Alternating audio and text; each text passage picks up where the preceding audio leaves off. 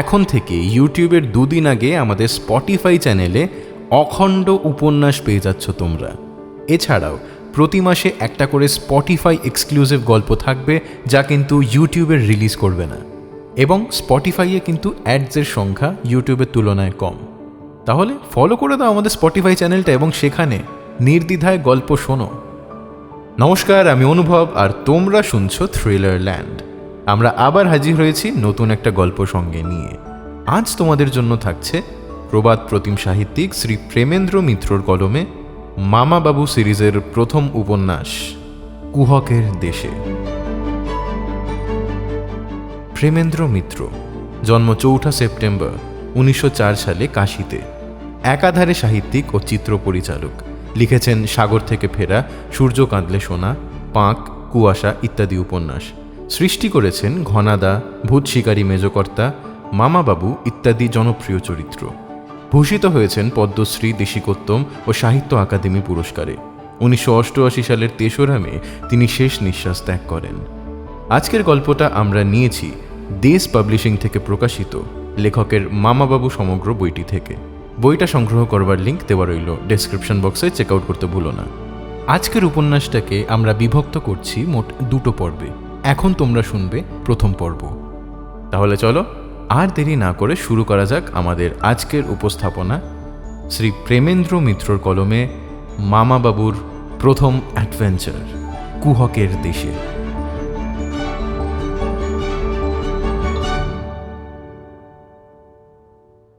মিচিনা যে ব্রহ্মদেশের উত্তরে ইরাবতীর ধারে একটা শহর, এ কথা বোধহয় অনেকেরই জানা। রেঙ্গুন থেকে 700 মাইল রেলপথ পেরিয়ে এখানে পৌঁছাতে হয়। রেলপথ এখানেই শেষ। তারপর ঘন জঙ্গল আর পাহাড়ের দেশ। সে দেশের কথা সভ্য মানুষ জানে না।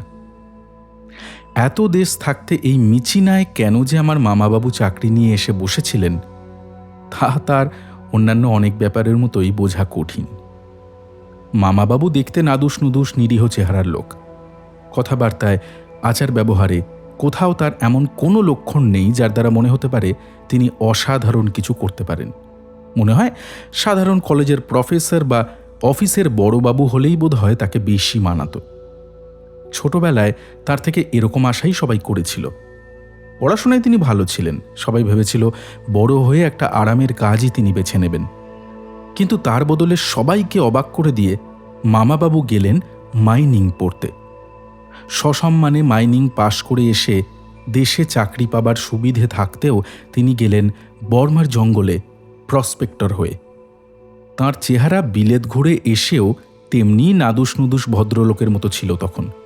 সবাই মানা করে বলেছিল ও কাজের পরিশ্রম তার সইবে না। সইল কিনা বলা যায় না, কিন্তু মামাবাবু আর দেশে ফেরেননি। মিচিনায় তার হেডকোয়ার্টার। সেখান থেকেই তিনি কিছুদিন আগে আমাকে বেড়াতে আসার জন্য চিঠি লিখে পাঠিয়েছিলেন। কোনো কাজ সম্প্রতি ছিল না, সেজন্য আমিও রাজি হয়ে গিয়েছিলাম। রেঙ্গুনের জাহাজে যেদিন উঠেছিলাম সেদিন কে জানত আমার ভ্রমণ নিচিনাতেই সাঙ্গ হবে না। ভাগ্য আমার জন্য এমন রহস্যময়, এমন ভয়ঙ্কর অভিযান নির্ধারিত করে রেখেছিল যা খুব কম মানুষের জীবনেই ঘটে। মিচিনায় মামাবাবুর বাড়িতে এসে সেটা বাড়ি না জাদুঘর বুঝতে পারলাম না।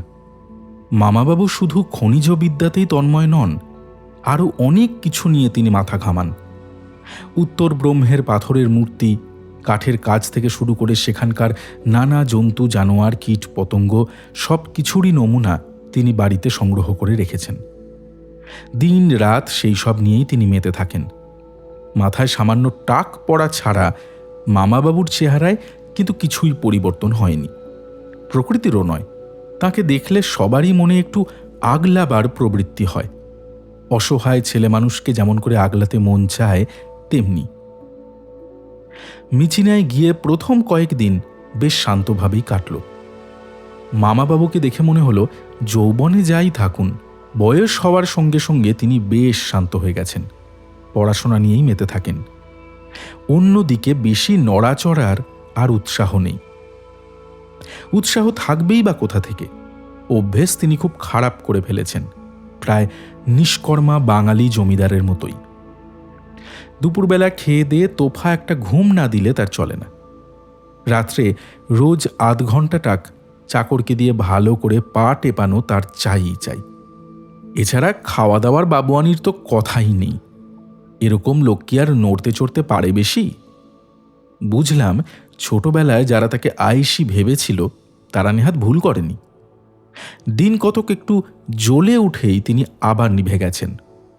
তিনি যে পশ্চিমবঙ্গে ফেরেননি তার কারণ বোধহয় অন্য কোথাও যাওয়ার পরিশ্রম ও হাঙ্গামাটুকু তিনি পোহাতে রাজি নন। মামাবাবুর আশ্রয়ে দুবেলা রাজভোগ খেয়ে এবং নতুন দেশে একটু আধটু বেরিয়ে বেশ দিন কাটছিল। ওজন যেভাবে বাড়তে শুরু করেছিল তাতে নিজেরই ভয় লাগছিল। এমন সময় মিছিনার বাজারে এক জংলি কাচিন এলো মধু বেচতে। সেই মধু বাঁশের চোঙা সমেত কিনে আনলো আমাদের মগ চাকর মংপো, এবং সেই মধু বিকেলবেলা প্লেটে করে চাখতে গিয়ে মামাবাবু হঠাৎ চমকে প্রায় লাফ দিয়ে উঠলেন। আমি পাশে বসেই চা খাচ্ছিলাম। অবাক হয়ে জিজ্ঞেস করলাম, হলো কি মামাবাবু? শিগগির আমার ম্যাগনিফাইং গ্লাসটা আনতো দেখি। বলে মামাবাবু প্লেটের ওপর ঝুঁকে পড়লেন। ম্যাগনিফাইং গ্লাসটা এনে মামাবাবুর হাতে দেওয়ার সময় ব্যাপারটা কি বুঝতে পারলাম। প্লেটে মধুর ভেতর একটা পোকা, বোধহয় মৌমাছি হবে। সেইটে দেখে মামাবাবুর এত উত্তেজনা। মামাবাবু তখন কাঁচটা পোকাটার ওপর ধরে নিবিষ্ট মনে কি জানি দেখতে আরম্ভ করেছেন। নতুন রকমের মৌমাছি নাকি? নতুন? এই যে একেবারে অদ্ভুত। এর হুল আলাদা, এর পাখা আলাদা, এর রং আলাদা। এইবার মামাবাবু গড়গড় করে নামতার মতো এমন গোটাকতক বৈজ্ঞানিক নাম বলে গেলেন যার এক বর্ণ বুঝতে পারলাম না। সামান্য একটা মৌমাছি নিয়ে এতটা উৎসাহ আমার কাছে অত্যন্ত বিরক্তিকর। আমি অবাক হয়ে তার দিকে তাকিয়ে রইলাম। তার ভাব দেখে মনে হচ্ছিল সামনের প্লেটে একটা সামান্য পোকার বদলে বুঝি ৭ রাজার ধনমানিক পাওয়া গেছে। মংপো মামাবাবুর সঙ্গে বহুকাল থাকায় বাংলাটা ভালোই বোঝে। সে এসে দাঁড়ালো। মংপো, তুই মধু কার কাছ থেকে কিনেছিস? আগে মধু তো খুব ভালো জায়গা থেকে কিনেছি, একেবারে আসল পাহাড়ি মধু। আমি মধু তো খুব ভালো চিনি বাবু। রে হ্যাঁ, জানি তুই মধু চিনিস। যার কাছ থেকে কিনেছিস তাকে এখানে নিয়ে আসতে পারবি? আগে মধুওয়ালা তো একজন পাহাড়ি কাচিন, সকালে এসেছিল বাজারে। তাকে এখন আর কোথায় পাবো? খুব পাওয়া যাবে, তুই খোঁজ কর তো। বলে মামাবাবু তাকে ধমকে পাঠিয়ে দিলেন। পাহাড়িরা অমন ২০০-৩০০ মাইল দূর থেকে জংলি জানোয়ারের ছাল, জংলি চাকের মধু এইসব শহরে আনে। শহরে তারা একদিন থেকেই কখনো চলে যেতে পারে না। কিন্তু মধুওয়ালাকে খুঁজছেনই বা কেন? বাহ, খুঁজবো না? এইরকম মৌমাছির চাক কোথায় হয় সেটা জানতে হবে না? তা বটে। আমি তারপর বেরিয়ে গেলাম। মধু এবং নতুন রকমের মৌমাছির কথা আমি একরকম ভুলেই গেছিলাম। তারপর সমস্ত দিন মামাবাবুর সঙ্গে দেখাও হয়নি। রাত্রে একসঙ্গে খেতে বসে হঠাৎ কথাটা মনে পড়ে গেল। পাওয়া গেল মধুওয়ালাকে? কোথাকার মৌমাছি জানা গেল? জানা তো গেছে, কিন্তু সেখানে যেতে পারলে খুব ভালো হয়, বুঝলি? কে জানে আরও কত নতুন স্পিসিস, এমনকি জিনাস সেখানে পাওয়া যেতে পারে। এদিকের পোকামাকড় সম্বন্ধে এখনও ভালো করে গবেষণা হয়নি, বুঝলি?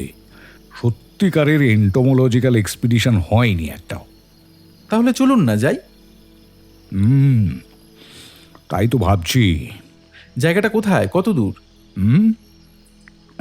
বর্মার সীমান্ত পেরিয়ে যেতে হবে হিমালয়ের ধারে, তারপর পাহাড় আর জঙ্গলের ভেতর দিয়ে ১০০-১ মাইল। ফিরতে পারলে একটা কীর্তি হবে, বুঝলি? এই অঞ্চল মানুষের একেবারে অজানা। এখনো পর্যন্ত কেউ সে দেশে যায়নি, অন্তত গিয়ে আর ফেরেনি। চীন, বর্মা আর তিব্বতের সীমান্ত সেখানে এসে মিলেছে। এটাকে বলা হয় অজানা ত্রিভুজ। এই অজানা ত্রিভুজাকৃতি দেশ ইরাবতীর একটা প্রধান শাখার উৎপত্তিস্থল। সে উৎপত্তিস্থল এখনো কেউ দেখেনি। সে দেশের পাহাড়, জঙ্গল, জানোয়ার, মানুষ সম্বন্ধেও তো একটা গুজব ছাড়া কিছুই শোনা যায় না। সে দেশে যাওয়ার পথকে দুর্গম বললে কিছুই বলা হয় না। যে কাচিন পাহাড়িদের কাছে সেখানকার খবর পাওয়া যায়, তারা নিজেরাও খুব কমই সেখানে যায়। সেখানে দারু বলে বামনাকৃতি একরকম জাত আছে। তাদেরই ছুটো ছাটা দু একটা শিকারী কাচিনদের কাছে মাঝে মধ্যে এসে পাহাড়ি মধু, জানোয়ারের ছাল এই সব বিক্রি করে। এই মধুওয়ালা এভাবেই সেই মধু পেয়েছিল, বুঝলি? এই সব বিবরণ শুনে মনে মনে আমি একটু আশ্বস্তই হলাম। দুপুরবেলায় যার ঘন্টা দুই আরামসে ঘুম না দিলে চলে না, সে লোক এই সব দেশে অভিযান যে করবে না এ বিষয়ে আমি নিঃসন্দেহ ছিলাম। কিন্তু সেই অসম্ভবই একদিন ঘটে গেল। কদিন ধরে দেখছিলাম আমাদের বাড়িতে চীনে মজুরেরা যাতায়াত করছে। বাড়িতেও ছোট ছোট ক্যাম্বিসের তাঁবু, প্যাকিং কেস প্রভৃতি নানা সরঞ্জাম আনা হচ্ছে। মামাবাবু সারা দিনই ব্যস্ত। কখনো একটা বাক্সে কাঠকয়লার গুঁড়ো ভরছেন, কখনো পোকা ধরার জাল সাজাচ্ছেন। হঠাৎ একদিন স্তম্ভিত হয়ে শুনলাম পরদিনই মামাবাবু সেই দূর দেশে যাত্রা করবেন। আয়োজন নাকি সব হয়ে গেছে। বলছেন কি মামাবাবু? সত্যি যাচ্ছেন? হ্যাঁ, না গিয়ে আর কি করি। এমনভাবে মামাবাবু কথাটা বললেন যেন তার পিতৃদায় উপস্থিত, না গেলেই নয়। আমিও তাহলে যাচ্ছি। বড্ড কষ্ট, অনেক বিপদ আপদ হতে পারে, তাই ভাবছিলাম তুই না হয় থাক। না না না, আমি যাবই। যাবি? তবে চ, অনেক নতুন অভিজ্ঞতা হবে, বুঝলি? মামাবাবু রাজি হয়ে গেলেন। আমি কিন্তু নতুন অভিজ্ঞতার জন্য মোটেও ব্যাকুল ছিলাম না। মামাবাবুকে সামলানোর জন্যই আমার যাওয়া। পরদিন আমাদের যাত্রার লটবহর দেখে আমি অবাক। 20টা ঘোড়ার পিঠে বোঝা চাপিয়ে 20 জন চীনের সর্দার আমাদের সঙ্গে যাচ্ছে। তাদের সেই বোঝার ভেতর খাবার দাবার, পোশাক পরিচ্ছদ, ওষুধপত্র থেকে বন্দুক, ডায়নামাইট প্রভৃতি সমস্ত জিনিস যাচ্ছে। আমাদের চাকর মংপো ছাড়া আমাদের অন্যান্য কাজ করার জন্য আরও 2 জন কাচিন পাহাড়ি আমাদের সঙ্গে যাচ্ছে। সমস্ত ব্যাপারটাকে সামান্য পোকা শিকারের অভিযান ভাবতে আমার বেশ মজা লাগছিল। আগে লোকে দুর্গম বিপদসংকুল দেশে যেত দামি ধনরত্নের খোঁজে। কিন্তু যাই হোক, এই মজা বেশি দিন রইল না।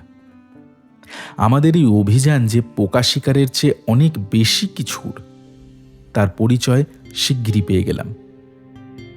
আমাদের প্রথম গন্তব্যস্থল ছিল হার্টস কেল্লা।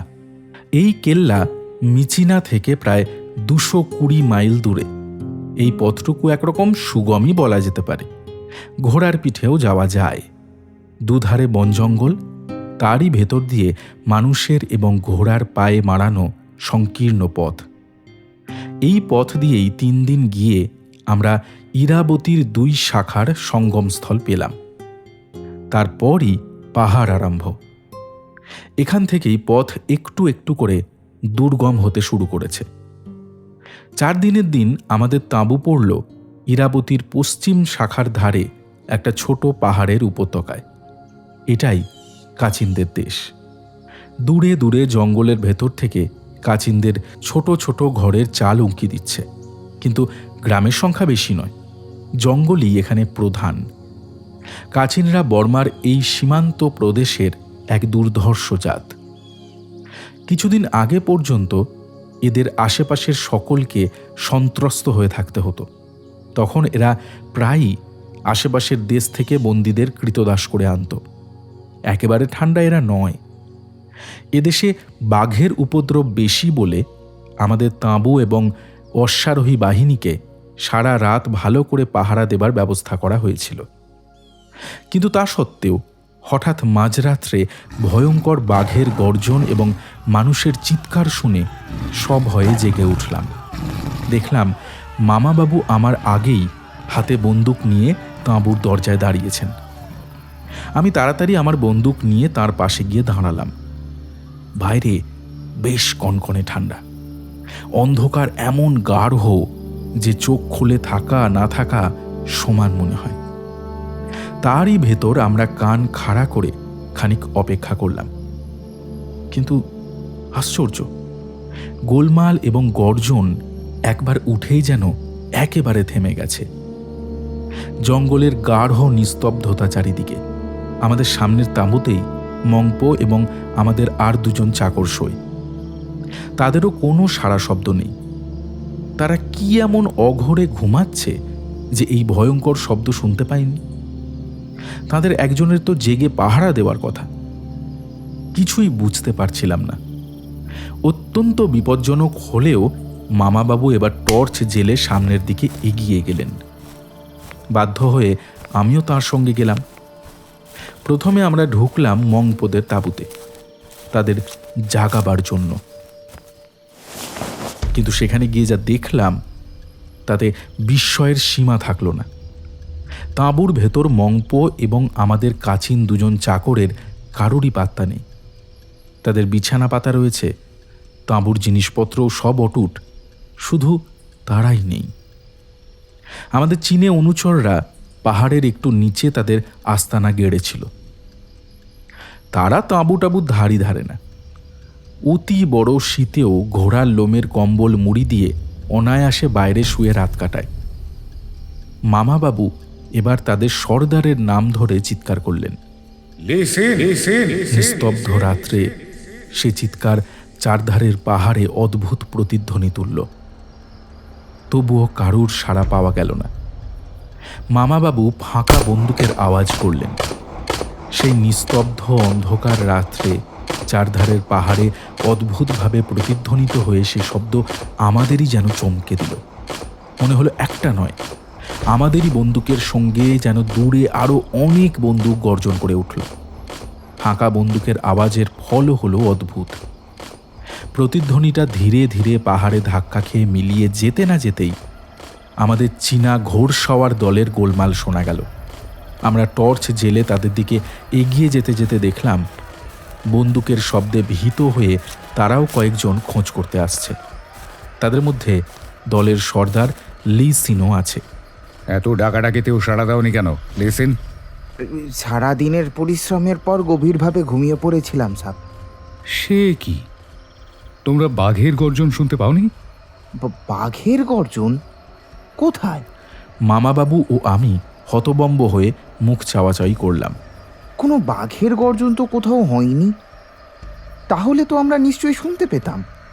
বাঘের গর্জনের ব্যাপারটা রহস্য হয়ে উঠলেও মংপো এবং কাচিন চাকর দুজনের অন্তর্ধানের কারণ জানতে পেরে না এসে থাকতে পারলাম না। চীনেদের দেখা দেখি হতভাগাদের আজ সন্ধ্যের পর নলের ভেতর দিয়ে ধোঁয়া খাবার লোভ হয়েছিল। সে লোভের শাস্তি তাদের হাতে নাতে মিলেছে। চীনেদের চণ্ডুর নলে কয়েকটা টান দিতেই তারা এমন কাত হয়ে পড়েছে যে নিজেদের তাঁবুতে উঠে আসতেও তাদের ক্ষমতায় কুলায়নি। চীনেদের সঙ্গেই তাদের কম্বল চাপা দিয়ে দুজনে বেহুঁশ হয়ে পড়ে আছে। তাঁবু ছেড়ে এভাবে চলে যাওয়াটা অত্যন্ত অন্যায় হলেও তখন আর তাদের ভৎসনা করতে যাওয়াটাই বৃথা। থাক, হতভাগাদের আর জাগিয়ে কাজ নেই। এই ঠান্ডায় সারা রাত বাইরে শুয়ে কাল নিউমোনিয়া ধরলে মজাটা আরো ভালো করে টের পাবে। লি সিনের দলকে এবার বিদায় দিয়ে আমরা তাঁবুর দিকে ফিরলাম। মিছিমিছি কি ভয়টাই না পেলাম বলুন। তাঁবুতে ঢুকতে গিয়ে কিন্তু দুজনেই দাঁড়িয়ে পড়লাম।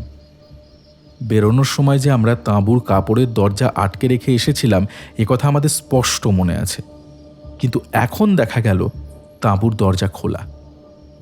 আমাদের এই সামান্য অনুপস্থিতির সুযোগে কেউ যে এসে দরজা খুলে ভেতরে ঢুকেছিল এ বিষয়ে কোনো সন্দেহ নেই। কিন্তু কে সে, তার উদ্দেশ্যই বা কি? তাঁবুর ভেতরের সমস্ত জিনিস যথাস্থানেই আছে, কিচ্ছু চুরি যায়নি। ব্যাপারটা বুঝতে না পেরে সমস্ত রাত দুর্ভাবনায় ভালো করে ঘুমাতেই পারলাম না। সকাল হতে না হতেই দরজা খুলে বাইরে বেরিয়ে এলাম।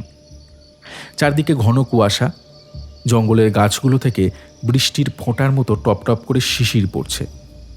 কুয়াশার অস্পষ্টতায় হঠাৎ মনে হতে পারে চারদিকে কোমল দ্রুত পায়ে বনের পরীরা চলাফেরা করছে। কিন্তু তখন অমন কল্পনা উপভোগ করার মতো মনের অবস্থা নয়। রাত্রের অদ্ভুত ব্যাপারটার কোনো অর্থ না পেয়ে মেজাজ তখনও বিগড়ে আছে। মামাবাবু আমার মতো ঘুমাতে পারেননি সারা রাত। সকাল হবার আগেই তিনি আলো জেলে তাঁবুর ভেতরে তার বাক্স টাক্স ঘেঁটে কি জানি দেখছিলেন। দু চারবার তাঁবুর সামনে পায়চারি করতে করতে হঠাৎই আমার চোখ পড়ল নিচের দিকে। মামাবাবু, হ্যাঁ, কি হয়েছে? দেখছেন কিসের পায়ের দাগ? দেখেছি, বাঘের পায়ের দাগ। এ দাগ তাঁবুর ভেতরেও আছে। তাঁবুর ভেতরেও? হ্যাঁ, কালকেই আমি দেখেছি। তাহলে কাল আমাদের তাঁবুতে বাঘ ঢুকেছিল? কিন্তু তাঁবুতে দরজা খুলে ভেতর থেকে কম্পাস চুরি করে নিয়ে যায়, এরকম বাঘের কথা তো কখনো শুনিনি। সত্যিই তাই, কাল আমাদের তাঁবুতে এত জিনিস থাকতে শুধু কম্পাসটাই চুরি গেছে। অবশ্য সেটা আমার ব্যাগের একদম তলায় ছিল। আচ্ছা, আর কোনো জিনিস চুরি যায়নি? ভালো করে দেখেছেন? এতক্ষণ ধরে তাই তো দেখলাম। আমার কাগজপত্রর বাক্সটা অবশ্য ঘাঁটাঘাঁটি করেছে, কিন্তু সব কিছু ফেলে দিয়ে নিয়ে গেছে শুধু কম্পাসটাই। তার মানে কাল রাত্রে যেটুকু সময় আমরা তাঁবুতে ছিলাম না, তারই ভেতর বাঘ ও চোর দুই ঢুকেছিল তাঁবুতে। আশ্চর্যের কথা, বাঘের দাগ যেখানে স্পষ্ট পাওয়া যাচ্ছে, সেখানে মানুষের পায়ের কোনো চিহ্নই নেই। যত ভাবছিলাম, গত রাত্রের রহস্য যেন তত জটিল হয়ে উঠছিল। আমরা এই পাহাড় জঙ্গলের দেশে নিরাপদে থাকবো ভেবে অবশ্য আসিনি, কিন্তু এ যেন এক ভৌতিক ব্যাপার। সেদিন ইচ্ছে করেই আমরা অনেক বেলা পর্যন্ত তাঁবু তুললাম না। বিপদের আভাস যখন পাওয়া গেছে, তখন এরপর থেকে আমাদের আরও সতর্ক হয়ে চলাফেরা করতে হবে। মামাবাবু তারই ব্যবস্থা করছিলেন। এর মধ্যে লি সিন দুবার এসে কখন যাত্রা শুরু হবে তার খোঁজ করে গিয়েছে। এর পরের পথ নাকি অত্যন্ত গভীর, বিপদ সংকুল জঙ্গলের মধ্যে দিয়ে সে পথ গেছে। তাড়াতাড়ি রওনা না হলে আমরা সন্ধ্যের আগে সে জঙ্গল পেরোতে পারবো না, এই তার বক্তব্য। আচ্ছা, লি সিনকে আপনার কেমন লোক বলে মনে হয়? কেন? খুব ভালো লোক তো। কিন্তু আমার একটা কথা মনে হচ্ছে। কি? কাল রাত্রেই মংপো আর কাচিন চাকর দুটোর চুন্ডু খেয়ে অজ্ঞান হয়ে যাওয়াটা একটু কাকতালীয় বলে মনে হলো না আপনার? হতে পারতো, যদি লিসিনকে আমি না চিনতাম ভালো করে। এরকম বিশ্বাসী লোক খুব কম পাওয়া যায়। লিসিন আমার সঙ্গে আগেও অনেক জায়গায় গেছে। এরপর আর আমি কিছু বলতে পারলাম না। সত্যি, লি সিনকে সন্দেহ করার স্পষ্ট কোনো কারণ নেই, তবু মনের ভেতর একটা খচখচানি থেকেই গেল। সেদিন তাঁবু তুলে রওনা হওয়ার উপক্রম করছি, এমন সময় নিকটস্থ কাচিনদের গ্রামের মোড়ল এলো আমাদের সঙ্গে দেখা করতে, সঙ্গে কয়েকজন অনুচর। আমাদের তাড়া ছিল, তবু সৌজন্যতার খাতিরে আলাপ করতে বসতেই হলো। মোড়লের আলাপ করার উদ্দেশ্য জানতে অবশ্য দেরি হলো না। আমার কাছে অত্যন্ত দামি দুষ্প্রাপ্য নানা রকম জানোয়ারের ছাল আছে। আমি আপনাদের কিছু উপহার দিতে চাই। আসলে এখানে গুলি বারুদের বড় অভাব। আপনারা যদি এর বিনিময়ে আমাকে সামান্য কিছু গুলি বারুদ দিয়ে সাহায্য করেন, তাহলে খুব ভালো হয়। হ্যাঁ, আমরা তোমাকে সাহায্য করতে পারলেও খুশি হতাম, কিন্তু আমাদের সঙ্গে গুলি বারুদ খুব অল্পই আছে। আমাদের নিজেদের পক্ষেই তা যথেষ্ট নয়, সুতরাং তা থেকে তোমাদের দেওয়া অসম্ভব। তাই আপাতত চামড়ার লোভ আমাদের সংবরণ করতেই হবে। সাধারণ চামড়া নয়, একটা আসল সাদা বাঘের ছাল আমি আপনাদের দিতে প্রস্তুত। গুলি বারুদ না পারেন, অন্তত কিছু কেরোসিন তেল দিতে পারেন। সাদা বাঘের চামড়া অত্যন্ত মূল্যবান জানি, কিন্তু আমাদের এখন মোট বাড়াবার উপায় নেই। ফেরবার পথে সম্ভব হলে আমি নিয়ে যাব। দুদিন আগে আপনাদের আগের দলের কাছে বিস্তর উপহার পেয়েও সাদা বাঘের চামড়াটা দিইনি। সাদা বাঘের চামড়া 10 বছরে একটা মেলে কিনা সন্দেহ। আপনারা এ দুষ্প্রাপ্য জিনিস হেলায় ফেলে। 1 মিনিট, আমাদের আগের দল তারা কারা? 2 দিন আগেই তো আপনাদের মতো আরেকটা দল এই পথেই গেছে, আপনারা জানেন না? বুঝতে পেরেছি। আচ্ছা, কিরকম দল বলো দেখি? দল আবার কিরকম? ওই আপনাদের চেয়ে কিছুটা বড় হবে, মোটঘাটও তাদের বেশি ছিল। তাদের দলে কি সাহেব আছে? সাহেব? সাহেব আছে বলে তো মনে হলো না। একজন চীনাই দলের নেতা। মামাবাবু হঠাৎ অত্যন্ত গম্ভীর হয়ে গেলেন। আমাদের সাদা বাঘের ছাল উপহার দেওয়ার কোনো আশা নেই দেখে সর্দার ক্ষুণ্ণ মনে বিদায় নিল। আমাদের তাঁবুও তারপর উঠল। আজকের পথ ঘন বিপদ সংকুল জঙ্গলের ভেতর দিয়ে। জঙ্গলটা বেশ বড়, সন্ধ্যের আগেই সেটা পেরোতে হবে। লি সিন এবং তার দলের লোকেরা আমাদের ঘোড়সওয়ার বাহিনীকে তাই একটু জোরেই হাঁকিয়ে নিয়ে যাচ্ছিল। জঙ্গলে বিপদের আশঙ্কা আছে বলে আজ মংপোকে বন্দুক দেওয়া হয়েছে। সে চলেছে ঘোড়সওয়ার বাহিনীর আগে লি সিনের সঙ্গে। আমরা দুজনে সশস্ত্র হয়ে পেছনে চলেছি। জঙ্গলের ভেতর দিয়ে এঁকে বেঁকে অত্যন্ত সরু পথ গেছে। পাশাপাশি দুটো ঘোড়া যাওয়ার মতো জায়গা নেই। আমাদের ঘোড়সওয়ার বাহিনীর দীর্ঘ সারি প্রায় অধিকাংশই জঙ্গলের ভেতর আড়াল হয়ে গেছে। কাচিন মোড়লের কাছে সেই খবর শোনা অবধি মামাবাবু অত্যন্ত গম্ভীর হয়ে গিয়েছিলেন। বহুক্ষণ পর্যন্ত পথে যেতে যেতেও তিনি কোনো কথা বলছিলেন না। অবশেষে আমি একটু অধীর হয়ে কথোপকথন শুরু করলাম। ব্যাপারটা কি বলুন তো? ব্যাপার অত্যন্ত অদ্ভুত। কেন? আমাদের আগে আর এক দল এই পথ দিয়ে গেছে বলে? কিন্তু সেটা কি এমন আশ্চর্য ব্যাপার? আশ্চর্য ব্যাপার নয়। এই দুর্গম দেশে এ পর্যন্ত ব্রিটিশ সৈন্য ও রাজকর্মচারী ছাড়া কালে ভদ্রেও সভ্য জগতের কেউ আসেনি। আমাদের অভিযানে এই পথে প্রথম। অথচ ঠিক আমাদের সঙ্গে আরেকটা দলও নাকি এই পথে বেরিয়েছে শোনা যাচ্ছে। তাদের নেতা আবার চীনা। এটাকে নিছক কাকতালীয় বলে উড়িয়ে দিতে পারতাম যদি না মিচিনায় কয়েকটা ব্যাপার ঘটতো। মিচিনায় আবার কি হয়েছিল? কই, আমি তো জানি না। তোকে তখন বলিনি। ব্যাপারটা তুচ্ছ মনে করে বলার প্রয়োজনও মনে করিনি, কিন্তু এখন বুঝতে পারছি ব্যাপারটা তুচ্ছ নয়। আমাদের যাত্রা শুরু করার দিন 6 আগের এক সন্ধ্যায় সার্ভে অফিস থেকে কয়েকটা ম্যাপ নিয়ে বেরোচ্ছি। হঠাৎ গেটের কাছে এক অচেনা চীনি লোক আমায় টুপি তুলে নমস্কার করলো। তা প্রতি নমস্কার করে চলে আসছিলাম। হঠাৎ লোকটা বলল আমার অভিযানের সাফল্য কামনা করছে। অথচ কয়েকজন বড় সরকারি কর্মচারী ছাড়া আর কাউকে আমার অভিযানের কথা বলিনি। অনেক প্রশ্ন করাতেও সে কেমন করে এই কথা জানতে পেরেছে তা ভাঙল না। অসন্তুষ্ট হয়ে তাকে এড়িয়ে যাওয়ার চেষ্টা করলাম, কিন্তু সে নাছোড়বান্দা জোঁকের মতো আমার সঙ্গে লেগে থেকে নানান প্রশ্ন করতে লাগলো। আমার অভিযানের লক্ষ্য কি, কোথায়, খনিজ সম্বন্ধে আমার উৎসাহ থাকার কথা, কিন্তু পোকামাকড় নিয়ে আমি মাথা ঘামাচ্ছি কেন, কতজন লোক আমাদের সঙ্গে যাচ্ছে, ইত্যাদি ইত্যাদি ইত্যাদি।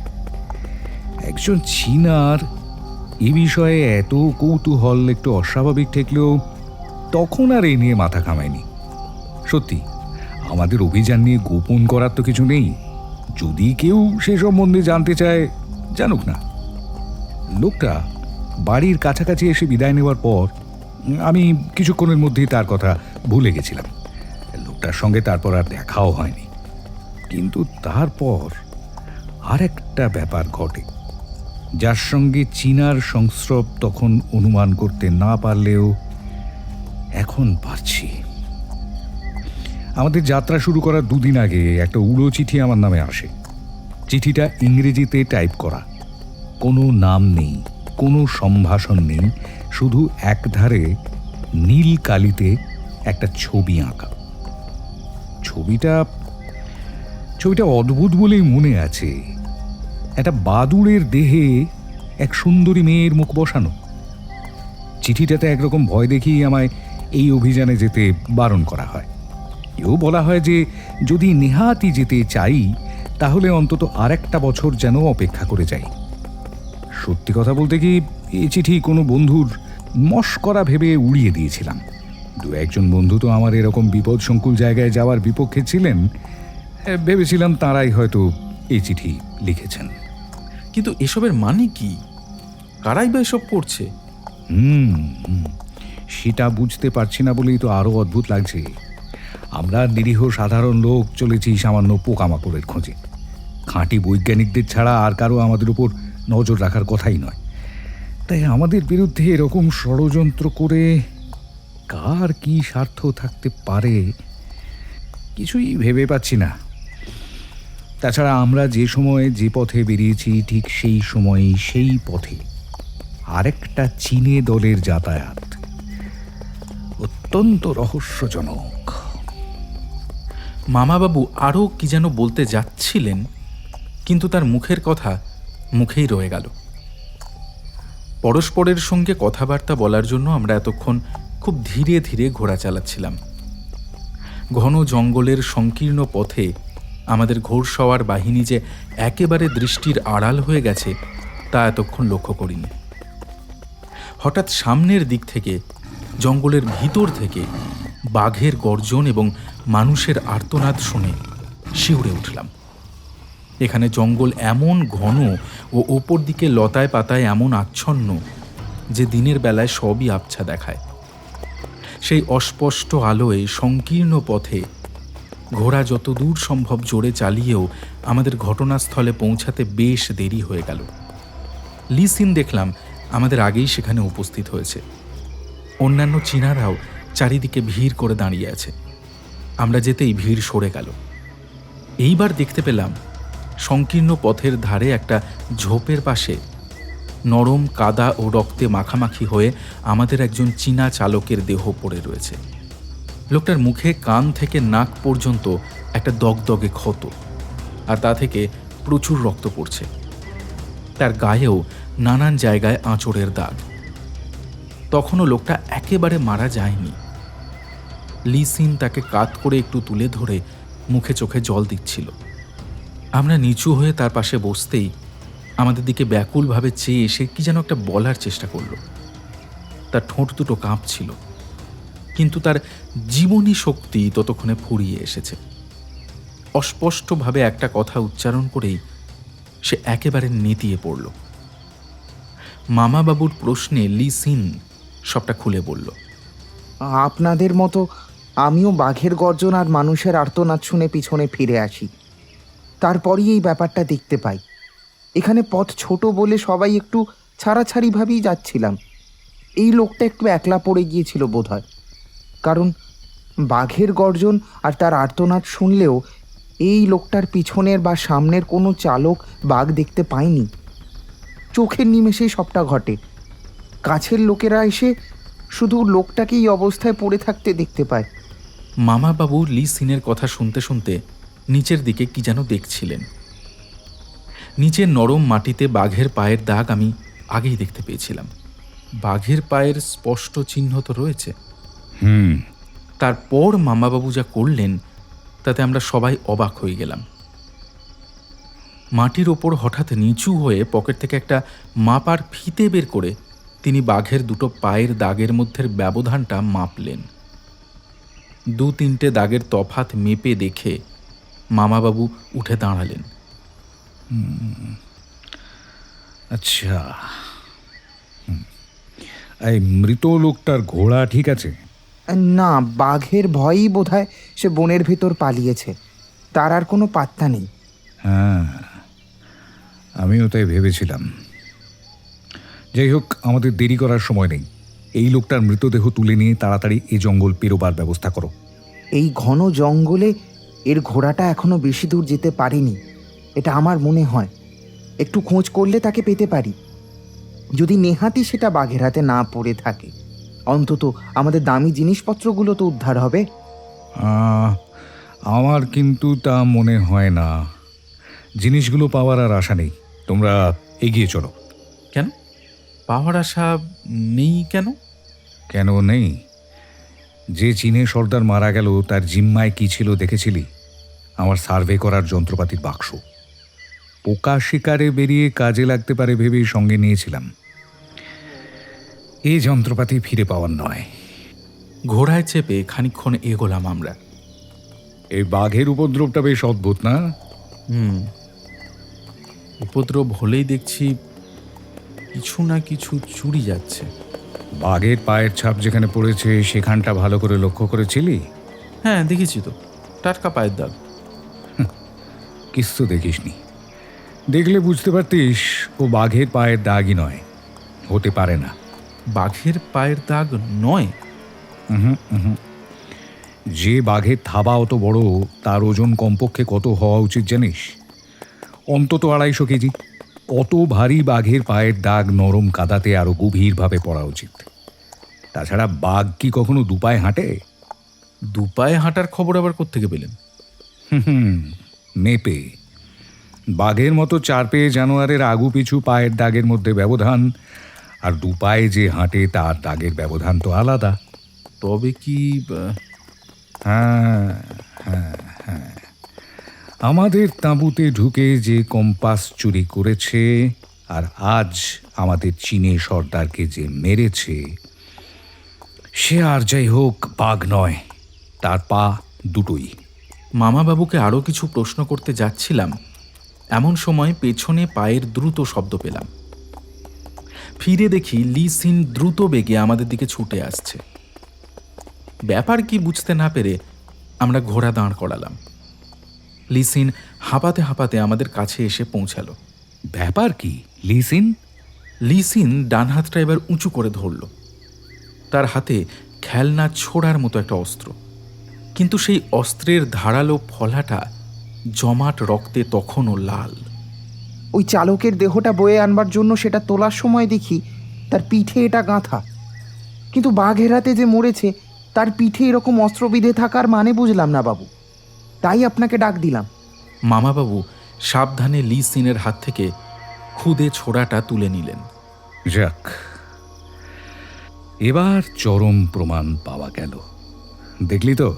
ছুরি সমেত ডান হাতটা উঁচু করার সঙ্গে সঙ্গে লি সিনের জামার ঢোলা হাতাটা নিচে খসে গিয়েছিল। তার সেই অনাবৃত হাতের দিকে তাকিয়ে চমকে উঠলাম। লি সিনের ডান হাতের ওপরে নীল রঙের একটা অদ্ভুত উল্কি আঁকা। উল্কির ছবিটা মেয়ের মুখ বসানো একটা বাদুড়ের। আমার চোখের দৃষ্টি অনুসরণ করে হঠাৎ চমকে লি সিন তাড়াতাড়ি হাতটা নামিয়ে ফেলল। তারপর তাড়াতাড়ি করে দলের সকলের কাছে ফিরে গেল। মামাবাবু তখনও ছোড়াটা বিশেষভাবে পর্যবেক্ষণ করছেন।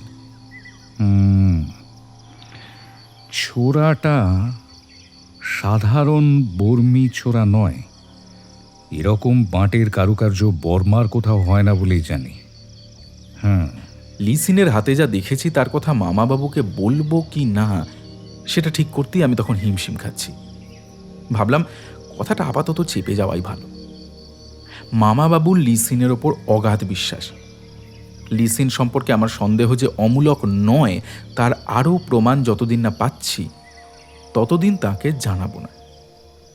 লিসিনের ওপর নজর রেখে আমার নিজের অনুসন্ধান নিজেকেই চালাতে হবে। এরকম জিনিস আগে দেখেছিস? না, তবে আমার অন্য সম্ভাবনার কথা মনে হচ্ছে। যেমন? ছোড়াটা যদি সত্যি ব্যবহার করা হয়ে থাকে তাহলে কখন হয়েছে এবং কার দ্বারা হয়েছে তার কি কিছু হদিশ পাওয়া যাচ্ছে এখান থেকে? কি বলতে চাস? ছোড়াটা প্রথম আক্রমণের পরেও ব্যবহার হতে পারে, কিংবা আসল হত্যাকারীর এটা একটা চালও হতে পারে আমাদের সন্দেহটাকে ভুল পথে নিয়ে যাওয়ার জন্য। তবে আমার তা মনে হয় না। কিন্তু আমার তাই মনে হয়। তবু আমার সন্দেহের সব কথা মামাবাবুর কাছে প্রকাশ করার সময় হয়নি বলে আমি তখনকার মতো চুপ করে গেলাম। সেদিন সত্যি সন্ধ্যার আগে আমরা জঙ্গল পেরোতে পারলাম না। ঘন জঙ্গলের ভেতর তাঁবু ফেলা অসম্ভব ব্যাপার। কোনো রকমে গাছ লতা পাতা কেটে আমাদের তাঁবুটুকু ফেলার জায়গা হলো। সবাইকে আগুন জ্বালিয়ে বাইরে রাত কাটাবার ব্যবস্থা করতে হলো। লি সিন আর তার দল আজ আমাদের তাঁবুর ধারে কাছেই রইল। এদের কষ্ট সহিষ্ণুতা দেখে সত্যি অবাক হতে হয়। তাদের সঙ্গীর মৃতদেহের সৎকার করে জঙ্গলের ভ্যাপসা স্যাঁতস্যাঁতে মাটিতে তারা কোনো রকম আগুন টাগুন না জ্বালিয়েই শুধু কম্বল জড়িয়ে শুয়ে পড়ল। জঙ্গলের হিংস্র সাপদের ভয় ডরও নেই। পথে বেরিয়ে একদিন কোনো বিশেষ অস্বস্তি ভোগ করিনি। কষ্ট বা অসুবিধাতে খুব কাতর হওয়াও আমার স্বভাব নয়। কিন্তু আজ এই দুর্ভেদ্য জঙ্গলের ভেতর তাঁবুর মাঝেও কেমন যেন অস্বস্তি অনুভব করছিলাম। এ ধরনের অরণ্যবাসের অভিজ্ঞতা আমার নেই। অরণ্য সম্পর্কে আমার সাধারণ যা কল্পনা ছিল তার সঙ্গে এর কিছুই মেলে না। বিছানা পাততে গিয়ে গোটা দুই বড় বড় কাঁকড়া বিছে তাঁবুর ভেতর আবিষ্কার করেই মনটা বিগড়ে গেল। আলো জেলেও বেশিক্ষণ বসতে পারলাম না।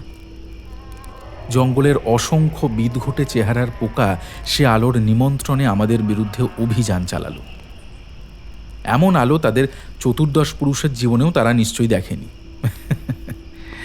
বাধ্য হয়ে আলো নেভাতে হলো। সঙ্গে সঙ্গে অন্ধকার হিংস্র বন্যার মতো এসে চারিদিক থেকে আমাদের চেপে ধরল। যেন অন্ধকার নয়, শক্ত কালো পাথরের দেওয়াল আমাদের পিষে ফেলার জন্য উদ্গ্রীব। তারপর জঙ্গলের অদ্ভুত শব্দময় নিস্তব্ধতা। এ জঙ্গলের পরিপূর্ণ নিস্তব্ধতা থেকে অজানা কোনো জানোয়ারের আর্তনাদ বা কোনো নিশাচর সাপদের আস্ফলনের শব্দে হঠাৎ যেন কাঁচের বড় আয়নার মতো ঝনঝন করে মনটা ভেঙে যাচ্ছিল। মনের সঙ্গে সমস্ত স্নায়ু এতে অবশ হয়ে যায়। বিশাল গাছগুলো যেন স্থাণু নয়, বিরাট আকায় দৈত্যদের বাহিনীর মতো মানুষের বিরুদ্ধে রুখে দাঁড়িয়েছে। সারি সারি কাঁটার ঝোপ, অসংখ্য অগুন্তি তার অস্ত্র আর উপকরণ। মামা বাবুর কিন্তু কিছুতেই ভ্রুক্ষেপ নেই। মিচিনার পাকা বাড়িতেই যেন শুয়েছেন এমনভাবেই তিনি বিছানায় পড়েই নাক ডাকতে শুরু করলেন। আমার কিন্তু কিছুতেই ঘুম এলো না। কেবলই মনে হতে লাগলো বিছানার ভেতর কোথাও যেন কাঁকড়া বিছে ঘুরে বেড়াচ্ছে, যেন বাইরে কোনো জানোয়ারের নিঃশব্দ পদসঞ্চরণ শোনা যাচ্ছে। হঠাৎ মনে হলো দূরে কোনো মানুষ যেন আর্তনাদ করে উঠল। তাঁবুর দরজার পর্দা সরিয়ে মুখ বাড়িয়ে মংপো আর আমাদের কাচিন চাকর বাকর যেখানে আগুন জ্বালিয়েছিল সেখানে একবার চেয়ে দেখলাম। না, কোথাও কোনো গোলমাল নেই। গনগনে না হলেও তাদের আগুন ধিকি ধিকি জ্বলছে। তারা বেশ সুখে আছে বলে অবশ্য মনে হলো না। বিছানাটা অন্ধকারেই একবার ঝেড়ে নিয়ে শুয়ে পড়লাম। খানিক বাদে অনেক কষ্টে একটু তন্দ্রাও এলো।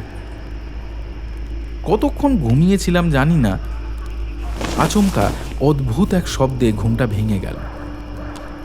মনে হলো কে যেন এই মাত্র তাঁবুর দরজার পর্দা সরিয়ে ঘর থেকে বেরিয়ে গেল। স্পষ্ট শুনলাম তাঁবুর পর্দা নড়ার আওয়াজ। তাড়াতাড়ি উঠে পর্দার কাছে গেলাম। সেটা তখনও নড়ছিল, কিন্তু সেটা হাওয়ায় হওয়াও সম্ভব। বাইরে সত্যি বেশ জোরে কনকনে হাওয়া বইছে। সেখানে দাঁড়িয়ে কি করব ভাবছি, এমন সময় কাছেই পায়ের আওয়াজ শুনলাম। পর্দার ভেতর দিয়ে শুধু মুখটুকু বাড়িয়ে রুদ্ধশ্বাসে চেয়ে রইলাম। মংপোদের আগুন প্রায় নিভে এসেছে। তারা ঘুমে অচেতন। কে আর আগুনে মশলা জোগাবে? যার পায়ের শব্দ শুনেছিলাম সে সেই আগুনের পাশ দিয়েই কোথাও দ্রুত বেগে চলেছে এবার দেখা গেল। অন্ধকার থাকলেও তার পায়ের বিশেষ ধরনের জুতোটা দেখে আমি তাকে চিনলাম। লিসিন ছাড়া এই ধরনের জুতো আমাদের দলের কারণ নেই। কিন্তু এই নিশুতি রাত্রে এমন সময় লিসিন কোথায় চলেছে?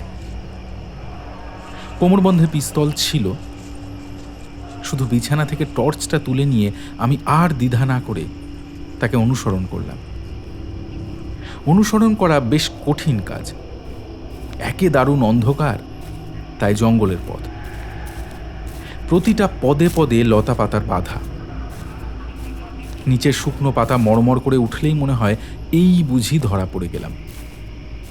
তবে খানিক পরে বুঝলাম যাকে অনুসরণ করছি তার কাছেও নিজের পায়ের শব্দ ও জঞ্জালের খসখসানিতে অন্য শব্দ ঢাকা পড়ে যাবে। শুধু বেশি এগিয়ে বা পিছিয়ে পড়লে চলবে না। অন্ধকারে লোকটাকে হারিয়ে ফেলা অত্যন্ত সহজ। লিসিন কোথায় কি উদ্দেশ্যে যাচ্ছে কিছুই জানি না। সেখানে গিয়ে নতুন কিছু আবিষ্কার করার বদলে হয়তো নিজেই আবিষ্কৃত হয়ে বিপন্ন হতে পারি। তবু এই অনুসরণ ত্যাগ করতে পারলাম না। মনে হলো বিপদ যতই থাক, আমাদের চারপাশে যে রহস্যটা ঘনীভূত হচ্ছে তার মীমাংসার সূত্র খোঁজার এমন সুযোগ আর পাওয়া যাবে না। কোথা দিয়ে কোন পথে যে যাচ্ছিলাম কিছুই জানি না। যাকে অনুসরণ করছি সেই একমাত্র আমার পথপ্রদর্শক। ফিরে আসবো কি করে সেদিকে তখন আর খেয়াল নেই।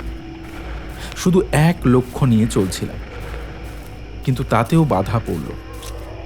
অনেকক্ষণ বনের ভেতর দিয়ে কাঁটা গাছের ডালের আঘাতে ক্ষত বিক্ষত হয়ে যেতে যেতে সহসা এক জায়গায় আমাদের দুজনের মাঝখান দিয়ে এক বিশাল জানোয়ার সশব্দে জঙ্গল ভেঙে ছুটে গেল। চমকে দাঁড়িয়ে পড়েছিলাম। তারপরে এগোতে গিয়ে দেখি লিসিনকে হারিয়ে ফেলেছি। সে কোন দিকে গেছে কিছুই বুঝতে পারলাম না। একটুখানি চুপ করে দাঁড়িয়ে থেকে তার পায়ের শব্দ শোনার চেষ্টা করলাম। মনে হলো দূরে পায়ের চাপে পাতা গুঁড়িয়ে যাওয়ার শব্দ শোনা যাচ্ছে যেন, কিন্তু তা অনুসরণ করা শক্ত। নিজের পায়ের আওয়াজে সব শব্দ ঢেকে যায়।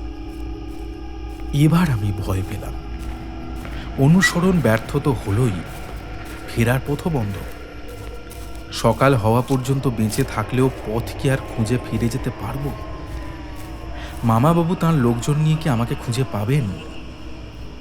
জঙ্গলে এইভাবে পথ হারিয়ে কত লোক যে মারা গেছে আমি শুনেছি। জঙ্গলের এমনই জাদু যে সেখানে পথ হারিয়ে বেরোবার চেষ্টা করলে মানুষ কেবল ঘুরে ঘুরে যেখান থেকে যাত্রা করেছিল সেখানেই ফিরে আসে এবং শেষে একেবারে ক্লান্ত হয়ে মারা যায়। কিন্তু না, এসব ভাবলে চলবে না। আমাকে যেমন করে হোক বেরোতেই হবে। আর একবার কান পেতে আমি পায়ের শব্দ শোনার চেষ্টা করলাম। একটুখানি আভাস পাওয়া মাত্র ধরা পড়ার ভয় ভুলে প্রাণপণে সেদিকে দৌড় লাগালাম। আবার একটু থেমে পায়ের শব্দের আভাস পেয়ে সেদিকে আবার দৌড়াতে লাগলাম।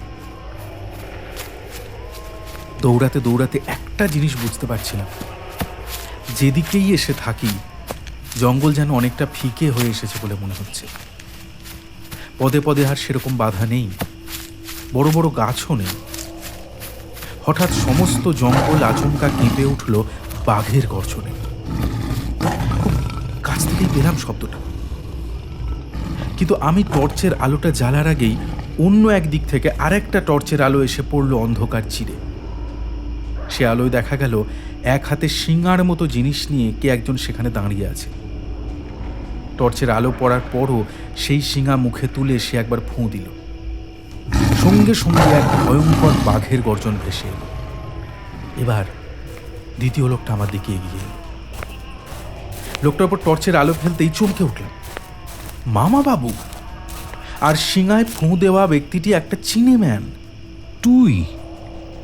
আর তুমি কে? মামাবাবুর এক হাতে টর্চ, কিন্তু আর এক হাতে যে জিনিসটা আছে তাকে ভয় না হোক সম্মান না করা কঠিন। কিন্তু সেই রিভলভারের নিঃশব্দ হুমকি বিন্দুমাত্র গ্রাহ্য না করে অত্যন্ত সহজভাবে দীর্ঘকায় চিনেম্যান উত্তর দিল, সেই প্রশ্ন আমিও আপনাদের করতে চাচ্ছিলাম। তোমার পরিচয় আর এখানে উপস্থিতির কারণ জানতে চাই। কৌতূহল জিনিসটা আপনার একচেটিয়া মনে করছেন কেন? তাছাড়া একরকম আমারই ঘরে বসে আমাকেই চোখ রাঙানোটা কি ভালো? তোমারই ঘরে বসে মানে?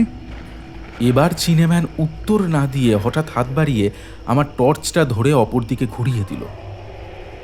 অন্যদিকে আলো পড়ার সঙ্গে সঙ্গে আমরা চমকে উঠলাম। এতক্ষণ অন্ধকারে দেখতেই পাইনি। কাছেই বনের ভেতরে একটা বড় তাঁবু ফেলা হয়েছে। অসময় অস্থানে হলেও এক গরিবের তাঁবুতে দয়া করে পা দিলে অতিথি সৎকারের একটু চেষ্টা করে দেখতে পারি। এবার শুধু আমি নই, মামা বাবুও বোধহয় বেশ ভড়কেই গিয়েছিলেন। সমস্ত ব্যাপারটাই কেমন আজগুবি। এমন জায়গায় যে কোনো তাঁবু থাকতে পারে তা আমরা কল্পনাও করিনি। মামাবাবু একটু অপ্রস্তুত হয়েই চুপ করে গিয়েছিলেন। পরস্পরের আলাপ পরিচয় ওখানে গিয়েই ভালো করে হতে পারে। আপনারা তো ইতিমধ্যেই অনেক প্রশ্ন করেছেন, আর আমারও এবার কিছু জানবার রয়েছে। কিন্তু আমরা আপনার তাঁবুতে কেন যাব? আর এই অদ্ভুত শিঙা বাজাবাড়ি বা কি মানে? সেটুকু না জেনে ঢুকতে সাহস হচ্ছে না না আপনাদের? জঙ্গলে এত রাত্রে যারা এত দূর আসতে পেরেছে তাদের আর যাই হোক সাহসের অভাব আছে, এই কথা বোধহয় বলা চলে না। তা বটে। তাহলে কৈফিয়তটাই দিচ্ছি, শুনুন। যদি বলি এইমাত্র এই অদ্ভুত শিঙাটা আমি কুড়িয়ে পেয়েছি, তাহলে কি বিশ্বাস করবেন? উড়িয়ে পেয়েছেন? আগে হ্যাঁ। আপনারা নিশ্চয়ই ভাবছেন যে এই অন্ধকার রাত্রে তাঁবু ছেড়ে এই শিঙা কুড়োতে বেরোনোটা একটু অস্বাভাবিক। অবশ্য সেই কারণে আমি তাঁবু থেকে বেরোইনি, বেরিয়েছিলাম চোর তাড়া করতে। শুনলে অবাক হবেন, এই জঙ্গলের মাঝেও আমার তাঁবুতে খানিক আগে চোর ঢুকেছিল। আমি জেগে থাকায় অবশ্য সুবিধে করতে পারিনি, তাকে তাড়া করতে বেরিয়েই এটা কুড়িয়ে পেলাম। লোকটা অস্ত্রের অভাবে বোধহয় এটা দিয়েই মেরে আমায় জখম করতে চেয়েছিল। যাই হোক, চোর ধরতে না পেরে তার জিনিসটার গুণ পরীক্ষা করছি, এমন সময় আপনারা দেখা দিলেন। আপনি এরকম শিঙার আওয়াজ আগে কখনো শুনেছেন? এরকম আওয়াজে কদিন ধরে তো খুব ব্যতিব্যস্ত হয়েছিলাম, কিন্তু এটা যে সামান্য শিঙার আওয়াজ হতে পারে সেইটা কখনো ভাবিনি। যাই হোক, অনেক রহস্য মীমাংসা করতে হবে বলে মনে হচ্ছে। যদি অনুগ্রহ করে তাঁবুতে আসেন তাহলে ভালো করে একটু আলাপ করতে পারি। বেশ, চলুন। তার তাঁবুতে গিয়ে খানিকক্ষণ পরস্পরের পরিচয় দেওয়া নেওয়ার পর আরও অনেক নতুন কথা জানতে পারলেও রহস্য সরল হলো না। এই চিনেম্যান সম্পর্কে আমরা আগে যা অনুমান করেছিলাম তার অধিকাংশই সত্যি বলে জানা গেল। কিছুদিন আগে সেই যে বিস্তর দলবল নিয়ে মিচেনা থেকে বেরিয়েছিল এ কথা সে নিজেই জানালো। সে চীনের দক্ষিণ পূর্ব সীমান্ত প্রদেশ ইউনানের একজন বিখ্যাত সম্ভ্রান্ত ব্যক্তি। তার নাম লাওচেন। বছরখানেক আগে সেখানকার শাসনকর্তার সঙ্গে মনোমালিন্য হওয়ায় তাকে দেশ ছেড়ে পালাতে হয়। এখন আবার গোপনে এই পথে সে দেশে ঢোকার চেষ্টা করছে। দুঃখের বিষয়, যে রহস্যের কিনারা করতে আমরা চাইছিলাম তার সঙ্গে এ খবরের কোনো সম্পর্কই নেই। বরং না জেনে ঘটনাগুলোর পেছনে চিনেম্যানদের হাত আছে বলে আমরা কল্পনা করছিলাম। এ সমস্ত শুনে সে বিষয়ে সন্দেহ হলো। তার কথায় জানলাম জঙ্গলের পথে তাদের দলের ওপরেও বাঘের বহু উপদ্রব হয়েছে।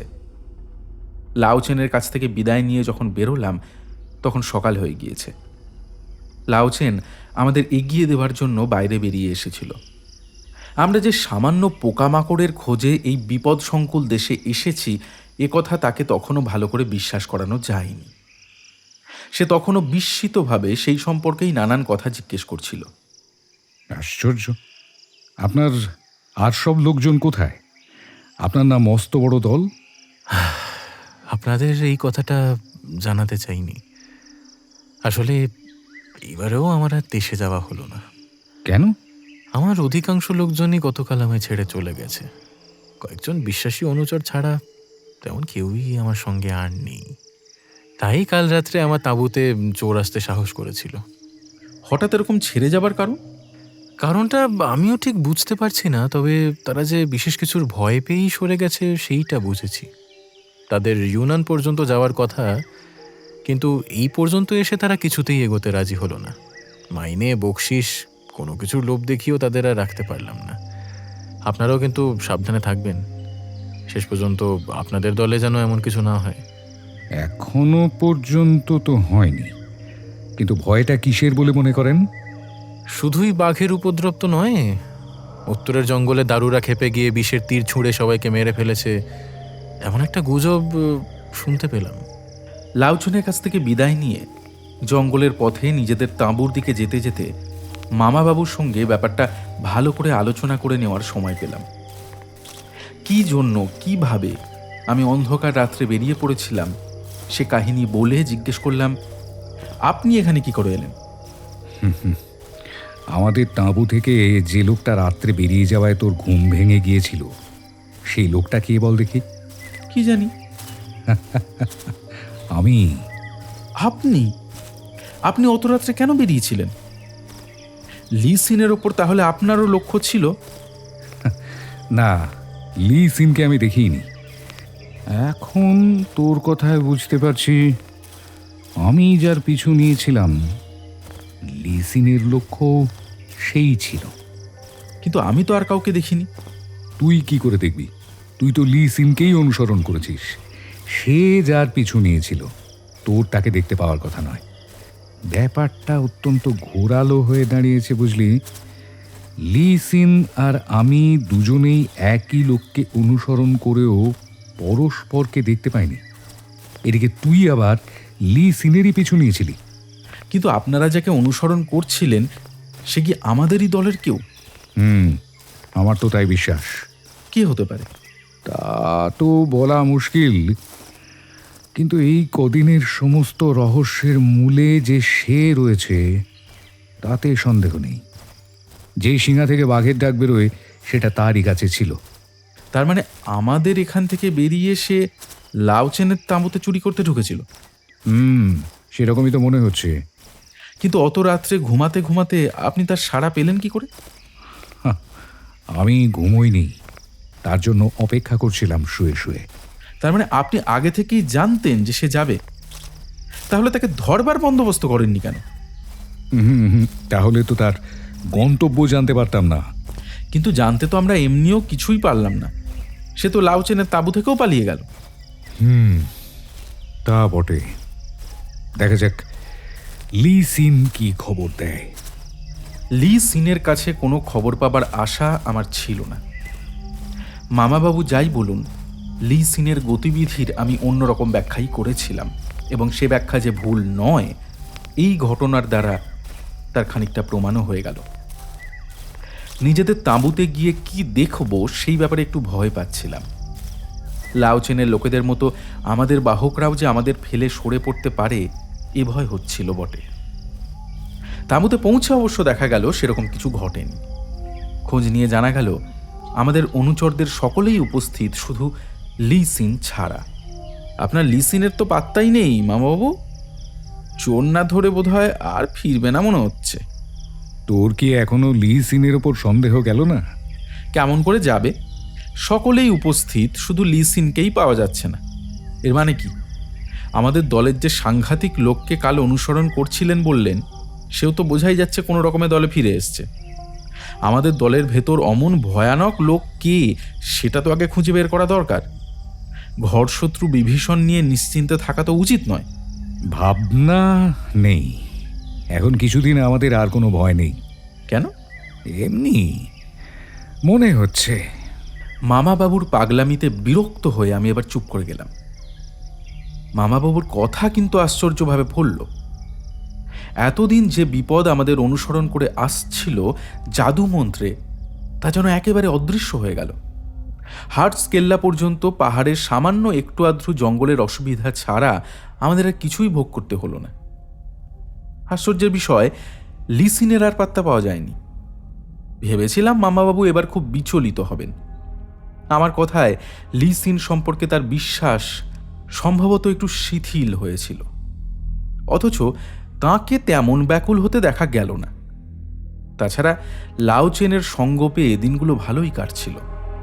লাউচেনের সঙ্গে একটা উল্লেখযোগ্য ঘটনা বলা যেতে পারে।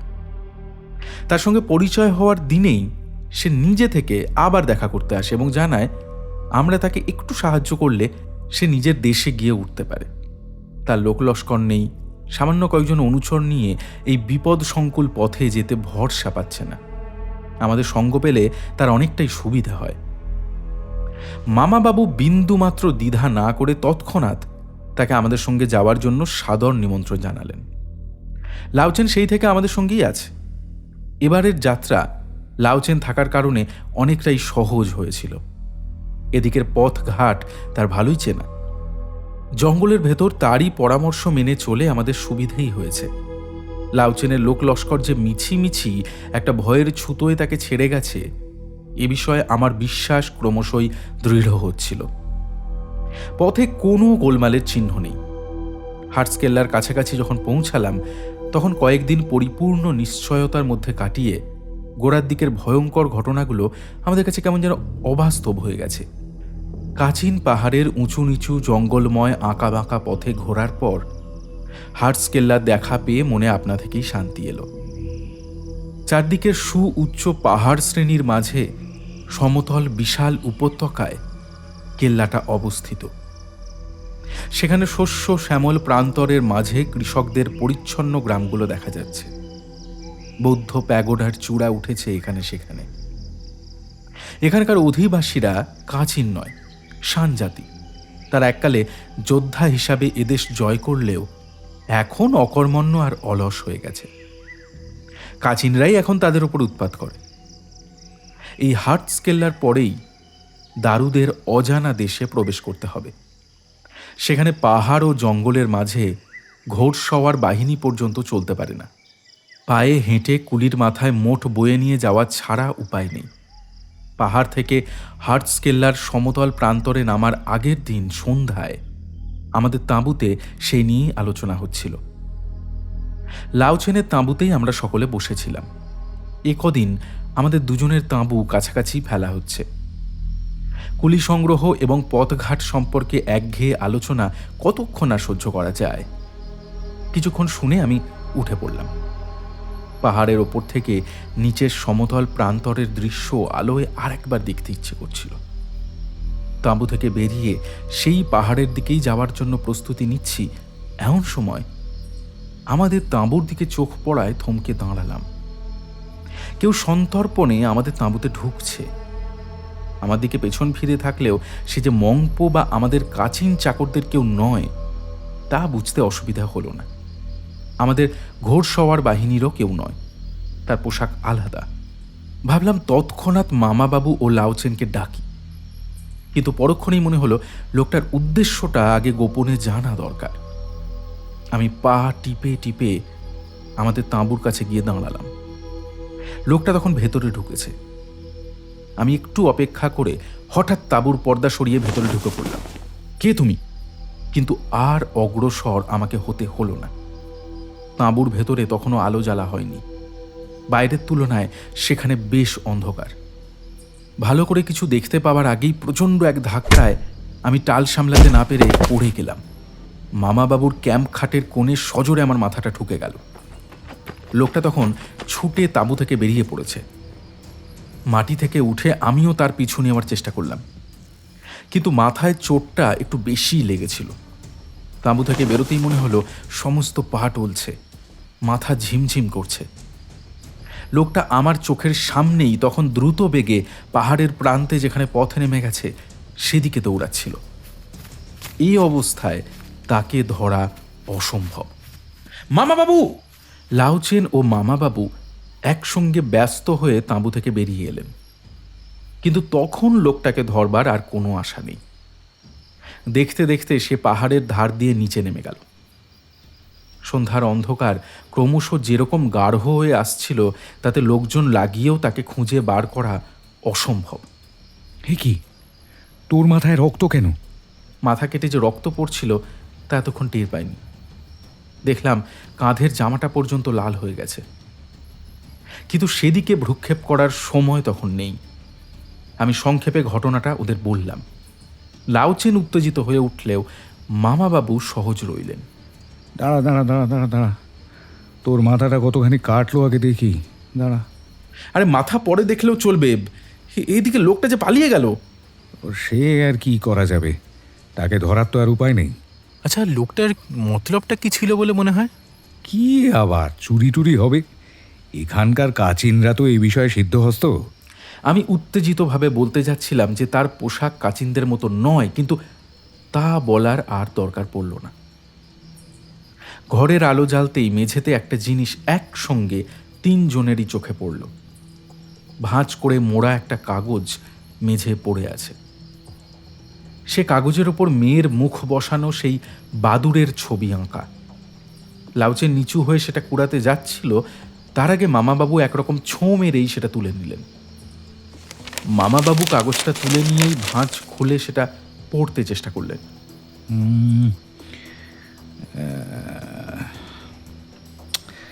না, ম্যান্ডারিন ভাষার বিদ্যে আমার অত্যন্ত সামান্য।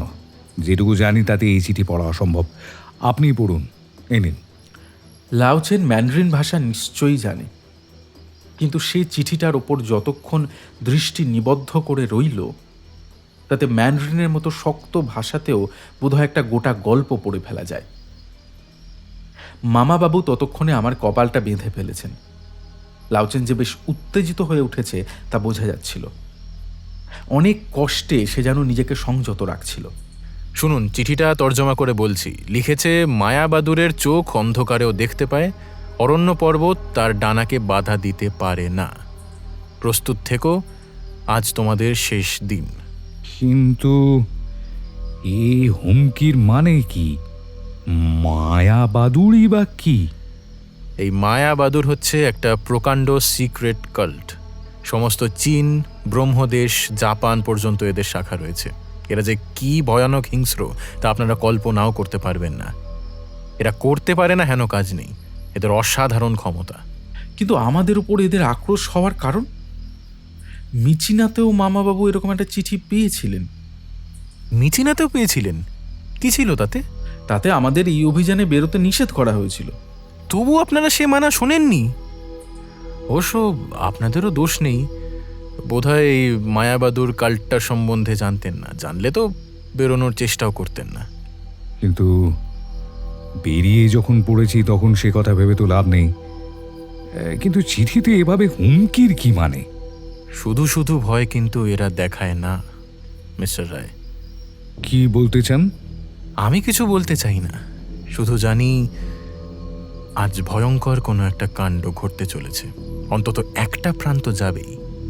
না, সেটা তো আমাদের নাও হতে পারে। সেই চেষ্টাটাই আমাদের করতে হবে। আজ আমাদের অত্যন্ত সাবধান এবং সজাগ থাকা দরকার। আমাদের কি করা উচিত? আচ্ছা, তাঁবুতে আর দুজন পাহারার ব্যবস্থা করব। তা করতে পারেন, তবে আমি চাইছি নিজে এসে আপনাদের সঙ্গে থাকব। না, তার দরকার নেই। আমাদের বিপদ আপনার ঘাড়ে চাপাতে চাই না। আপনারা আমার যে উপকার করেছেন তার বদলে এইটুকু করার সুযোগ থেকে আমাকে বঞ্চিত করবেন না দয়া করে। অবশ্য আমি কতটুকু সাহায্য করতে পারবো সে বিষয়ে তো আমি ঠিক জানি না। মামাবাবুর আপত্তি সত্ত্বেও শেষ পর্যন্ত সেই ব্যবস্থাই হলো। ঠিক হলো, লাওচেনের তাঁবুতে মংপো আর আমাদের কাচিন চাকর পাহারায় থাকবে। আমাদের তাঁবুতে থাকবো আমরা 3 জন। আমাদের অনুচরদের ভেতর থেকে আর কাউকে পাহারায় ডাকতে মামাবাবু রাজি হলেন না। প্রথমত, ব্যাপারটা জানাজানি হয়ে গেলে অনুচরদের ভেতর ভীতির সঞ্চার হতে পারে, যা তিনি চান না। দ্বিতীয়ত, অনুচরদের যে কে বিশ্বাসী আর কে অবিশ্বাসী বলা মুশকিল। তার মতে এখন তাদের কাউকে ডাকলে হিতে বিপরীত হতে পারে। জঙ্গলের পথে এমন অদ্ভুত রাত আমাদের অনেক দিন কাটেনি। সশস্ত্র হয়ে মুখোমুখি বসে আছি। তাঁবুর ভেতরে উজ্জ্বল আলো জ্বলছে। সমস্ত দিনের ক্লান্তির পর রাত্রে পাছে ঘুম পায়, তাই স্টোভে কফির জল ফোটানো হচ্ছে। কোনো রকম সাড়া শব্দ আর নেই। আমরা পরস্পরের সঙ্গে সহজভাবে কথা পর্যন্ত বলতে পারছি না। রাত ক্রমশ বাড়তে থাকল। জঙ্গলের পোকামাকড়ের গাঁদি লেগে গেছে তাঁবুর ভেতর। তবু আলো জ্বালিয়ে রাখতেই হবে। লাওচেন একসময় উঠে পড়ল। ইচ্ছে করলে আপনারা একজন একজন করে ঘুমিয়ে নিতে পারেন। কিন্তু কি দরকার? একটা রাত জাগলে আর এমন কি হবে? রাত গভীর হওয়ার সঙ্গে সঙ্গে সমস্ত জঙ্গলও যেন জেগে উঠছে। রাত্রির অন্ধকারে চারিধারে অদ্ভুত সব শব্দ। একবার মনে হলো অনতি দূরে কোথায় যেন কেঁদো বাঘের গলার আওয়াজ পাওয়া গেল। হঠাৎ একসময় সমস্ত জঙ্গল সচকিত হয়ে উঠল ভীষণ শোরগোলে। খানিক বাদেই তা থেমে গেল। গাছের পাতায় বাঁদরেরা কিসের যেন ভয় পেয়ে কিচি কিচি করে লাফালাফি করছে। থেকে থেকে নিশাচর পেঁচার অদ্ভুত ডাক শোনা যাচ্ছে। প্রত্যেকবার শব্দ হলেই লাউচেন সব ভয়ে উৎসুকভাবে কান খাড়া করে রাখছিল। কি শুনছেন? মায়াবাদুরের সংকেত শোনার চেষ্টা করছি। আরে সংকেত কোথায়? জঙ্গলের জন্তু জানোয়ারের আওয়াজই তো পাওয়া যাচ্ছে। এই জানোয়ারদের মতো আওয়াজ করেই তারা সংকেত দেয় পরস্পরকে। লাউচেনের কথা শেষ হতে না হতেই পিঠের শিঁড় দ্বারা বেয়ে একটা ঠান্ডা স্রোত সমস্ত শরীরকে যেন অবশ করে দিয়ে গেল। অদ্ভুত একরকম পাখির ডাক শোনা গেল। অন্ধকার যেন কোঁকিয়ে উঠছে। লাউচেন বলে না দিলেও বুঝতে পারতাম যে সে আওয়াজ স্বাভাবিক নয়। লাউচেন ধর্মর করে উঠে বসল। তার হলদে মুখ এখন আরও হলদে হয়ে গেছে ভয়ে। সময় হয়েছে। আমি সঙ্গে সঙ্গে উঠে তাঁবুর দরজা খুলে বাইরে টর্চের আলো ফেললাম। আমাদের তাঁবুর কাছের একটা গাছ থেকে পাখা ঝটপট করতে করতে সত্যিই একটা বড় পাখি উড়ে গেল। আর কোথাও কিচ্ছু দেখতে পেলাম না।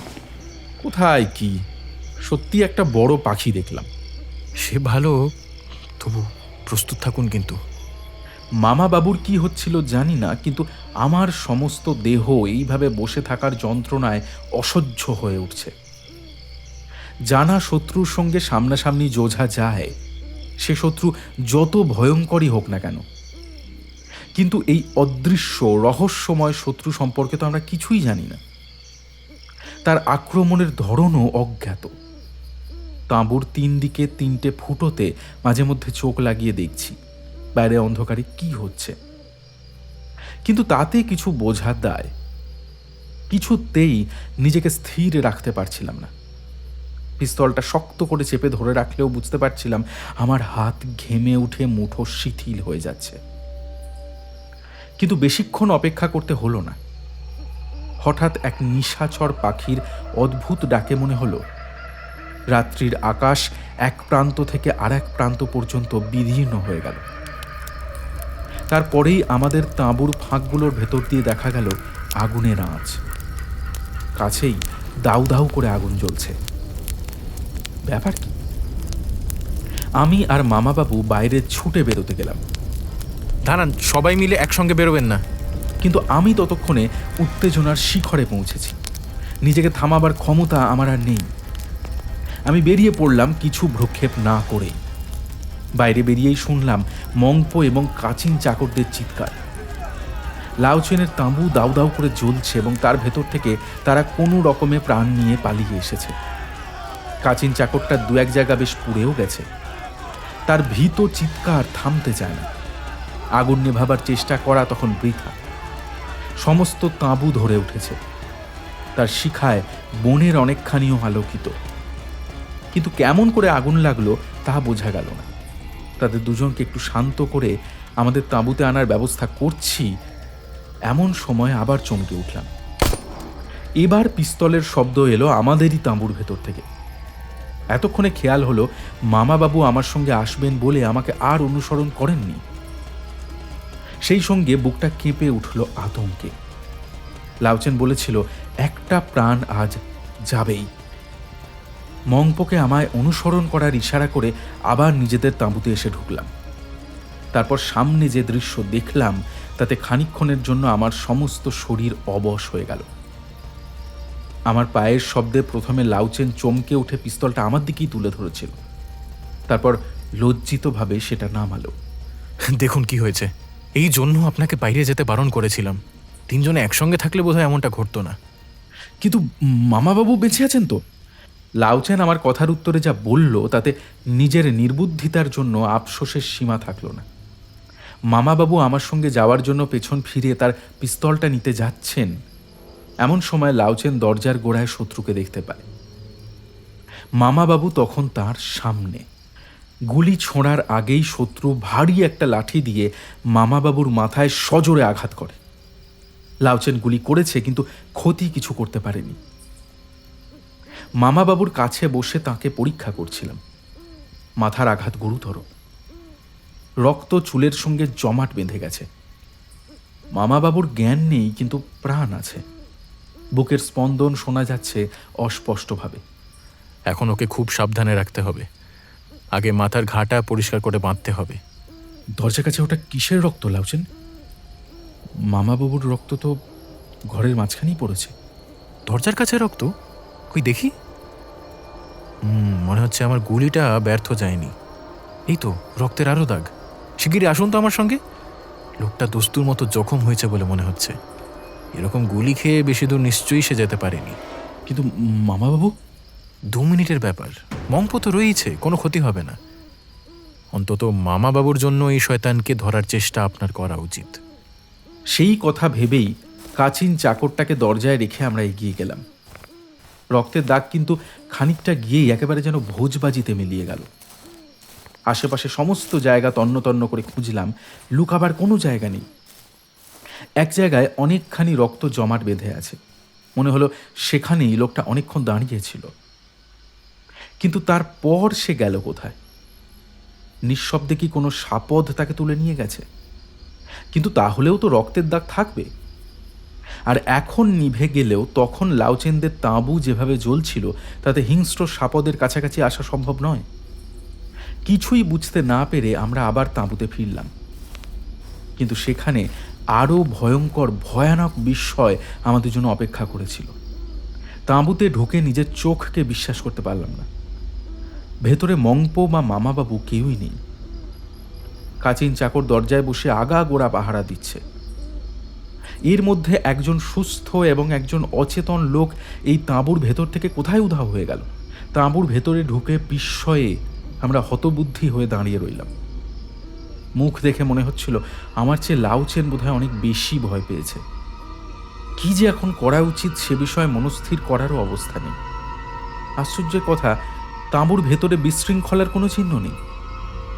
যেখানে মামাবাবুকে শোয়ানো হয়েছিল সেইটা পর্যন্ত এতটুকু ভাঁজ হয়নি। কোথাও এতটুকুও ধস্তাধস্তির চিহ্ন পাওয়া গেল না। মামাবাবু না হয় অচৈতন্য ছিলেন, কিন্তু মংপো তো সুস্থ ছিল। সে কি একটুও বাধা দেওয়ার অবসর পায়নি? এমন কাজ তো কম বাহাদুরির নয়। যারাই এমনভাবে এই কাজ করে থাকে তাদের ক্ষমতার প্রশংসা করতে হয়। সমস্ত ব্যাপার এমন নিঃশব্দে নিখুঁতভাবে করা হয়েছে যে অলৌকিক কোনো সম্ভাবনার কথাই মাথায় আসে। সম্ভবত তাই প্রথমটায় আমরা তাঁবুর ভেতর তেমন কিছু দেখতে পাইনি। এইবার চোখ পড়তেই চমকে উঠলাম। লাউচেনও বোধহয় আমার সঙ্গে সঙ্গেই দেখতে পেয়েছিল। দুজনে একসঙ্গে তাঁবুর ধারে এগিয়ে গেলাম। এবার আর বুঝতে বাকি রইল না দরজায় কাচিন চাকর পাহারায় থাকা সত্ত্বেও কোথা দিয়ে শত্রু তাঁবুতে প্রবেশ করে তাদের কাজ হাসিল করেছে। কোনো ধারালো অস্ত্রে তাঁবুর পেছনের দেওয়ালের কাপড় প্রায় 3 হাত চেরা হয়েছে। সেইখানের তাঁবুর কাপড় সরিয়েই যে তারা ভেতরে ঢুকেছিল সে বিষয়ে কোনো সন্দেহ নেই। তারপর কেমনভাবে নিঃশব্দে দুজন মানুষকে বন্দি করে নিয়ে যাওয়া হয়েছে সে রহস্য অবশ্য মীমাংসিত হলো না। আমরা দুজনেই তৎক্ষণাৎ পেছনের সেই কাটা অংশ সরিয়ে তাঁবুর বাইরে গিয়ে দাঁড়ালাম। বাইরে লাউচেনের তাঁবুর আগুন প্রায় নিভে এসেছে। সেই নিভু নিভু আগুন চারিধারের গাঢ় অন্ধকার কিছুমাত্র দূর করতে পারছে না। আমাদের তাঁবুর এই পেছনের দিকটা তখনও নিশ্চয়ই অন্ধকার ছিল। শত্রু সেই অন্ধকারেরই সুযোগ নিয়েছে। আমরা যখন প্রথমবার তাঁবুর বাইরে রক্তের দাগ অনুসরণ করতে যাই তখন আমাদের কয়েক হাত মাত্র দূরে থাকলেও তাদের আমরা দেখতে পাইনি। টর্চ নিয়ে এবার আমরা অনেক দূর পর্যন্ত এগিয়ে গেলাম, কিন্তু এই গহীন অন্ধকারে কোথায় তাদের খুঁজে পাবো? আগেরবার তবু রক্তের দাগ ধরে খানিকটা অগ্রসর হওয়া গেছিল, কিন্তু এবার তো সামান্য চিহ্ন অবধি নেই। হতাশ হয়ে যখন তাঁবুতে ফিরে এলাম তখন আমার মনের অবস্থা বর্ণনা করার মতো নয়। এই পরিণামের পর আমার উপায় কি হবে? কোথায় দাঁড়াবো এখন? কি কর্তব্য এখন? জীবিত থাকুন বা না থাকুন মামাবাবুর সন্ধান করা দরকার, কিন্তু কেমন করে তা সম্ভব? সম্পূর্ণ অজানা বিপদ সংকুল দেশ। এ পর্যন্ত সামান্য যা পরিচয় পাওয়া গেছে তাতে বোঝা কঠিন নয় যে শত্রু যেমন রহস্যময় তেমনি অসামান্য শক্তিমানও। তাদের বিরুদ্ধে আমি কী বার করতে পারি? মামাবাবুর অভাবে আমাদের দলের লোকরাই আমার বাধ্য আর থাকবে কিনা সন্দেহ। একা একা এখানে কিছু করতে যাওয়াটা বাতুলতা। হিংস্র সাপদের হাতেই তাহলে আগে প্রাণ দিতে হবে, আর ফিরে যাওয়ার তো প্রশ্নই ওঠে না। হতাশভাবে কোনো দিকে কোনো কুল দেখতে না পেয়ে আমি দুহাতের ভেতরে মাথা গুঁজে বসেছিলাম। এই নিদারুণ অবস্থার মধ্যে পড়ে তখন আমার চোখও সজল হয়ে উঠেছিল। সজল হয়েছিল নিজের বিপদের কথা ভেবে নয়, বরং সমস্ত উদ্যোগ ব্যর্থ হওয়ায়, নিজের অক্ষমতায় ও মামাবাবুর শোচনীয় পরিণামে। মাথা গুঁজে বসে থাকতে থাকতে হঠাৎ চমকে উঠলাম। লাউচেন কাছে দাঁড়িয়ে আমার কাঁধে হাত রেখেছে। ভাববেন না মিস্টার সেন, আপনার মামার সন্ধান আমি করবই, কথা দিলাম। এর প্রতিশোধ নেওয়াটা আমার দায়িত্ব বলে মনে করি এখন। মুখে কিছু বলতে পারলাম না, কিন্তু আমার চোখে যে সে মুহূর্তে এক অসীম কৃতজ্ঞতা ফুটে উঠেছিল তা বুঝতে লাউচেনের নিশ্চয়ই ভুল হয়নি। আমার এতে যে একেবারে স্বার্থ নেই তা মনে করবেন না। আপনাদের অভিযান ব্যর্থ হলে আমারও তো সমূহ ক্ষতি। তাছাড়া এই কদিনে আপনাদের সঙ্গে যে সখ্যতা গড়ে উঠেছে, তার জন্য এই অবস্থায় আমি তো শুধু নিজের সুবিধার কথাটা আর ভাবতে পারি না। না, বন্ধুত্বের উপকারের ঋণ আমায় শোধ করার চেষ্টাটা অন্তত করতেই হবে। আপনার কি মনে হয় মামাবাবুর খোঁজ পাওয়া যাবে? আপনি নিজেই তো মায়াবাদুরের ভয়ঙ্কর ক্ষমতার কথা বলেছেন। তা বলেছি এবং এখনও বলছি, তারা ভয়ঙ্কর। কিছুই তাদের অসাধ্য নয়। তাদের শত্রুতা করা মানে স্বয়ং জমকে ঘাঁটানো। কিন্তু তাই বলে পায়ের উপর পা তুলে বসে থাকলে তো আর চলবে না। এই চিনেম্যানের প্রতি শ্রদ্ধায়, কৃতজ্ঞতায় উঠে দাঁড়িয়ে তার হাত ধরলাম। এ সময় আপনার এই সাহায্যের কথা আমি জীবনেও ভুলব না। অথচ একদিন আপনাকেও আমি সন্দেহ করেছিলাম। সময়ই আমাদের সব ভুল শুধরে দেয় মিস্টার সেন। কিন্তু মামা বাবুর কোনো সন্ধান পাওয়া গেল না। অন্তত এই কদিনে তেমন কোনো সূত্র আমরা আবিষ্কার করতে পারিনি। লাউচেনের পরামর্শ মতো পাহাড় থেকে সমতল ক্ষেত্রে নেমে হার্টস্কেল্লা বাঁ হাতে রেখে সানেদের দেশের ভেতর দিয়ে আমরা আবার গহনতম পার্বত্য অরণ্যে এসে পৌঁছেছি। হার্টস্কেল্লায় আমরা ইচ্ছে করেই আশ্রয় নিইনি। লাউচেনের মত যে ঠিক এ বিষয়ে আমার কোনো সন্দেহ ছিল না। সেখানে সরকারি কর্তৃপক্ষের কাছে বিশেষ কোনো সাহায্য পাওয়ার আশা বৃথা। তারা মায়াবাদুরের ব্যাপার আজগুবি বলেই সম্ভবত উড়িয়ে দিত। তার উপর মামাবাবু না থাকায় আমাদের আর অগ্রসর হওয়ার অনুমতি পাওয়াই শক্ত হতো। তাদের সাহায্য চাইতে গিয়ে সব পণ্ড হওয়ার চেয়ে নিজেদের চেষ্টায় যতটা পারি তার ব্যবস্থা করাই ঢের বেশি প্রয়োজনীয় বুঝেই আমরা গোপনে শান প্রদেশ পেরিয়ে এসেছি। অবশ্য পথ ও গন্তব্য সম্পর্কে আমাকে লাউচেনের ওপরেই নির্ভরশীল হতে হয়েছে। এ অঞ্চল তার পরিচিত, শত্রুদের চালচলনও তার জানা। তাই এ ব্যাপারে তার ওপর আমার কোনো কথা বলা উচিত নয়, আর তার প্রয়োজনও হয়নি। কিন্তু এখন মনে হচ্ছিল পেরিয়ে কি লাভ হলো? পর্বত যেমন দুরারোহ, অরণ্য তেমনই গভীর। হামাগুড়ি দিয়ে উঠতে হয় এমন খাড়াই দুর্ভেদ্য জঙ্গলে আবৃত পাহাড়ি বেশি। এর কিছু দূরেই বামনাকৃতি দারুদের অজানা দেশ। মামাবাবুর অভিযানের লক্ষ্য এই দেশই ছিল। লাউচেনের ধারণা মায়াবাদুরের সন্ধান এখানেই পাওয়া যাবে। কিন্তু এতদিনেও সে ধারণার সমর্থন না পেয়ে একদিন আমি তার সঙ্গে একথা আলোচনা করতে বাধ্য হলাম। পাহাড়ের দুর্গম চড়াই উতরাই ভেঙে সারা দিনে সেদিন মাত্র মাইল 7 পেরিয়েছি। যেখানে আমাদের তাঁবু পড়েছে সেটা দু পাহাড়ের মাঝখানের একটা গলির মতো জায়গা, ঘন অরণ্যে ঢাকা।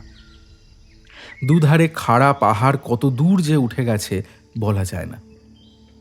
তাঁবুর ভেতরেও স্বস্তি বোধ করছিলাম না। মনে হচ্ছিল দুধার দিয়ে পাহাড় যেন জীবন্ত দৈত্যের মতো আমাদের পিষে ফেলতে পারে। লাউচেন ও আমি আজকাল এক তাঁবুতেই থাকি। আমাদের কুলিরা সমস্ত মালপত্র নিয়ে আর একটা তাঁবু ব্যবহার করে। বাইরে গাঢ় অন্ধকার রাত। লাউচেন একটা কাগজের ওপর ম্যাপ এঁকে আমাদের যাত্রাপথ ঠিক করছিল। আমি আমার বন্দুকটা পরিষ্কার করছিলাম। আর অগ্রসর হতে আমার কিন্তু মন চাইছে না। কেন? কেন তাও বলতে হবে? এতদিনে তো কিছুই পাওয়া গেল না। আমরা যে ভুল পথে যাচ্ছি না তার প্রমাণ কি? প্রমাণ অবশ্য কিছুই নেই। তাহলে এই হয়রানিতে কি লাভ? আমার মনে হয় মায়াবাদুরকে অত ভয়ঙ্কর ভেবেই আমরা ভুল করেছি। আমাদের হার্টস্কেল্লাতেই যাওয়া উচিত ছিল। এই গভীর জঙ্গলে অন্তত তাদের কোনো খোঁজ পাব না। আমার মুখের কথা মুখেই রয়ে গেল। লাউচেন ও আমি দুজনেই একসঙ্গে চমকে উঠলাম। বাইরে নিশাচর কোনো পাখির ভয়ঙ্কর ডাকে অন্ধকার পর্যন্ত যেন শিউরে উঠল। আমার সমস্ত শরীর ভয়ে আড়ষ্ট হয়ে উঠেছিল।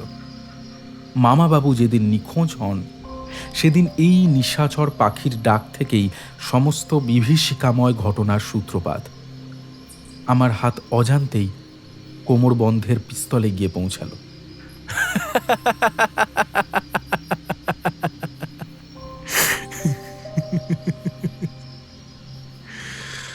ও কি হাসছেন যে? হাসছি আপনার হাবভাব দেখে। আপনি কি কালা নাকি? শুনতে পাননি ডাক্তার? শুনতে পাবো না কেন, কিন্তু তাতে ভয় পাওয়ার কিছুই নেই। আসল আর নকলের তফাৎ বোঝার মতো কানটা এখন আপনার তৈরি হয়নি। এ হলো এদেশে টিঙ্কার বার্ড বলে এক ধরনের পাখির ডাক। মায়াবাদুর এই আওয়াজেরই নকল করে সংকেত দেয়, কিন্তু সেই নকলটা আওয়াজে ধরা যায়। আমি একটু অপ্রস্তুত হয়ে আবার বন্দুক পরিষ্কার করায় মন দিলাম। সত্যি বলতে গেলে আশ্বস্ত হওয়ার চেয়ে হতাশই হয়েছিলাম বেশি। ভয় যতই থাকুক, সে নিশাচর পাখির ডাকে প্রথমে মনে একটু হলেও আশা জেগেছিল যে মায়াবাদুরের সাড়া অন্তত পাওয়া গেল। বন্দুক পরিষ্কার করা শেষে আমি উঠে দাঁড়ালাম। লাউচেন তখন তার ম্যাপের ওপর ঝুঁকে পড়ে বিশেষ মন দিয়ে কি যেন দেখছে। তার কাঁধের ওপর দিয়ে ঝুঁকে ম্যাপটা দেখলাম। আমরা কোথায় যাচ্ছি বলুন তো? লাউচেন খানিক চুপ করে থেকে কি যেন ভাবল। তারপর আমায় তার পাশে বসতে বলে একটা কাগজ টেনে নিয়ে তার উপর কয়েকটা দাগ টেনে দেখালো। এর মানে কিছু বুঝতে পারছেন? হ্যাঁ, আমরা যে গিরিপথে এখন এসে পড়েছি এটা তারই ম্যাপ। ঠিক, কিন্তু একটা কথা আপনি জানেন না, এই ম্যাপটা সম্পূর্ণ নয়। আমাদের ডান দিকের পাহাড়ের পিছনে কি রয়েছে আমরা জানি না, কেউই জানে না। এই পাহাড় দুর্লঙ্ঘ বলে এখনো এর ম্যাপই তৈরি হয়নি। কিন্তু ম্যাপ বানাতে তো আমরা এখানে আসিনি। তা আসেনি, কিন্তু আমাদের উদ্দেশ্য সিদ্ধির জন্য আমাদের পাহাড়ের ওদিকে একবার যাওয়া দরকার। যেখানকার কথা কেউ জানেই না সেখানে গেলে আমাদের উদ্দেশ্য সিদ্ধি হবে বলে মনে করছেন কেন? ওহ, সব কথা বোঝাতে পারবো না মিস্টার সেন। এখানে আমার উপর আপনাকে নির্ভর করতেই হবে। তা করছি, কিন্তু ভেবে দেখুন, এতদিনেও এতটুকু সূত্র কোথাও না পেয়ে আমার পক্ষে হতাশ হওয়া স্বাভাবিক কি না? আর তাছাড়া আর একটা কথা, এ পাহাড় তো দুর্লঙ্ঘ বলছেন, পেরোবো কি করে? যেমন করে হোক, যত ঘুরেই হোক, পেরোবার চেষ্টা তো করতে হবে, যদি না ভাগ্যক্রমে দারুদের গোপন পথ আমরা খুঁজে পাই। এ পাহাড় পেরোবার একটা সহজ গোপন রাস্তা আছে মিস্টার সেন, এবং শুধু দারুরা এবং মায়া বাদুর সেই পথের সন্ধান জানে। তারা তো আমাদের এসে আর সেটা জানিয়ে যাবে না। আমাদের এই পাহাড় জঙ্গলে অকারণে ঘুরে বেড়ানোই সার হবে। এর চেয়ে হার্টস্কেলায় গিয়ে খবর দিলে হয়তো এতদিনে একটা কিনারা হতো। লাউচেন এ কথার কোনো উত্তর দিল না। আমি অন্যমনস্কভাবে তাঁবুর পর্দাটা সরিয়ে হঠাৎ চমকে উঠলাম। লাউচেন, আমার টর্চটা শিগগির! বাইরে গভীর অন্ধকারে অসংখ্য জোনাকির আলো ছাড়া আর কিচ্ছু দেখার উপায় নেই। কিন্তু তারই মধ্যে শুকনো জঙ্গলের পাতা মাড়িয়ে কারুর দৌড়ে চলে যাওয়ার শব্দ আমি স্পষ্ট শুনেছি। লাউচেন টর্চ আনতেই সে শব্দ থেমে গেল। টর্চ ফেলে চারিদিকে ঘুরিয়ে আমি কিচ্ছু দেখতে পেলাম না। কি হয়েছে? ব্যাপার কি? কে যেন আমাদের তাঁবুর কাছে দাঁড়িয়ে আমাদের কথা শোনার চেষ্টা করছিল। আমি বাইরে মুখ বাড়াতেই পালিয়ে গেল। পালিয়ে গেল? কিন্তু এখান থেকে তো পালাবার রাস্তা নেই। গোপন রাস্তা না জানলে আমাদের হাত এড়িয়ে সে কিছুতেই যেতে পারবে না মিস্টার সেন। লাউচেন নিজেই এবার টর্চটা হাতে নিয়ে এগিয়ে চলল। পায়ের শব্দটা আমাদের কুলিদের তাঁবুর দিকেই গেছিল, কিন্তু সেদিকে পৌঁছে চারিধারে টর্চ ফেলেও কোথাও কাউকে দেখতে পেলাম না। সংকীর্ণ গিরিপথ, অনেক বড় গাছ চারিদিকে থাকলেও আমাদের চোখ এড়িয়ে লুকিয়ে থাকবার সুযোগ ছিল না। দ্রুত পালিয়ে গেলেও পায়ের শব্দ পাওয়া যেত। হঠাৎ একটা সন্দেহ মনে উঁকি দিল। আমাদের কুলিদের একবার ডাকুন দেখি। তারা কেউ এ কাজ করবে না, সবাই আমার বিশ্বাসী। মিথ্যেই সন্দেহ করছেন। আর তাছাড়া রাত্রে ভূতের ভয়ে একলা বেরোবার সাহস তাদের কারোরই নেই। না থাক, তবু একবার দেখতে ক্ষতি কি? আপনি না হয় টর্চ জ্বালিয়ে বাইরে চারিদিকে লক্ষ্য রাখুন, আমি গিয়ে দেখি। দাঁড়ান, আমিও যাচ্ছি আপনার সঙ্গে। কিন্তু বাইরেও দৃষ্টি রাখা দরকার তো একজনের। তাহলে আপনি বরং বাইরে থাকুন, আমি ভেতরে যাচ্ছি। লাউচেনের বাইরে একলা থাকতে আপত্তি দেখে হাসি পেয়ে গেল। নেহাত তার ইচ্ছা নেই দেখে অগত্যা রাজি হলাম। যাই হোক, কুলিরা অধিকাংশই ঘুমিয়ে পড়েছিল বোধহয়। ডাকাডাকি করে তাদের তুলতে লাউচেনের সময় লাগলো। ভেতরে যাবার পরও অনেকক্ষণ ধরে তার আর সাড়া পাওয়া গেল না। বাইরে দাঁড়িয়ে কান খাড়া করে তখনও আমি চারিধারে আলো ফেলে চলেছি। চারিধার নিস্তব্ধ। বড় বড় গাছের ছায়া ছাড়া আর কিচ্ছু নড়ছে না। বাইরের কনকনে শীতে মনে হচ্ছে নাকের ভেতর দিয়ে বুক পর্যন্ত জমানো বরফ চলে যাচ্ছে।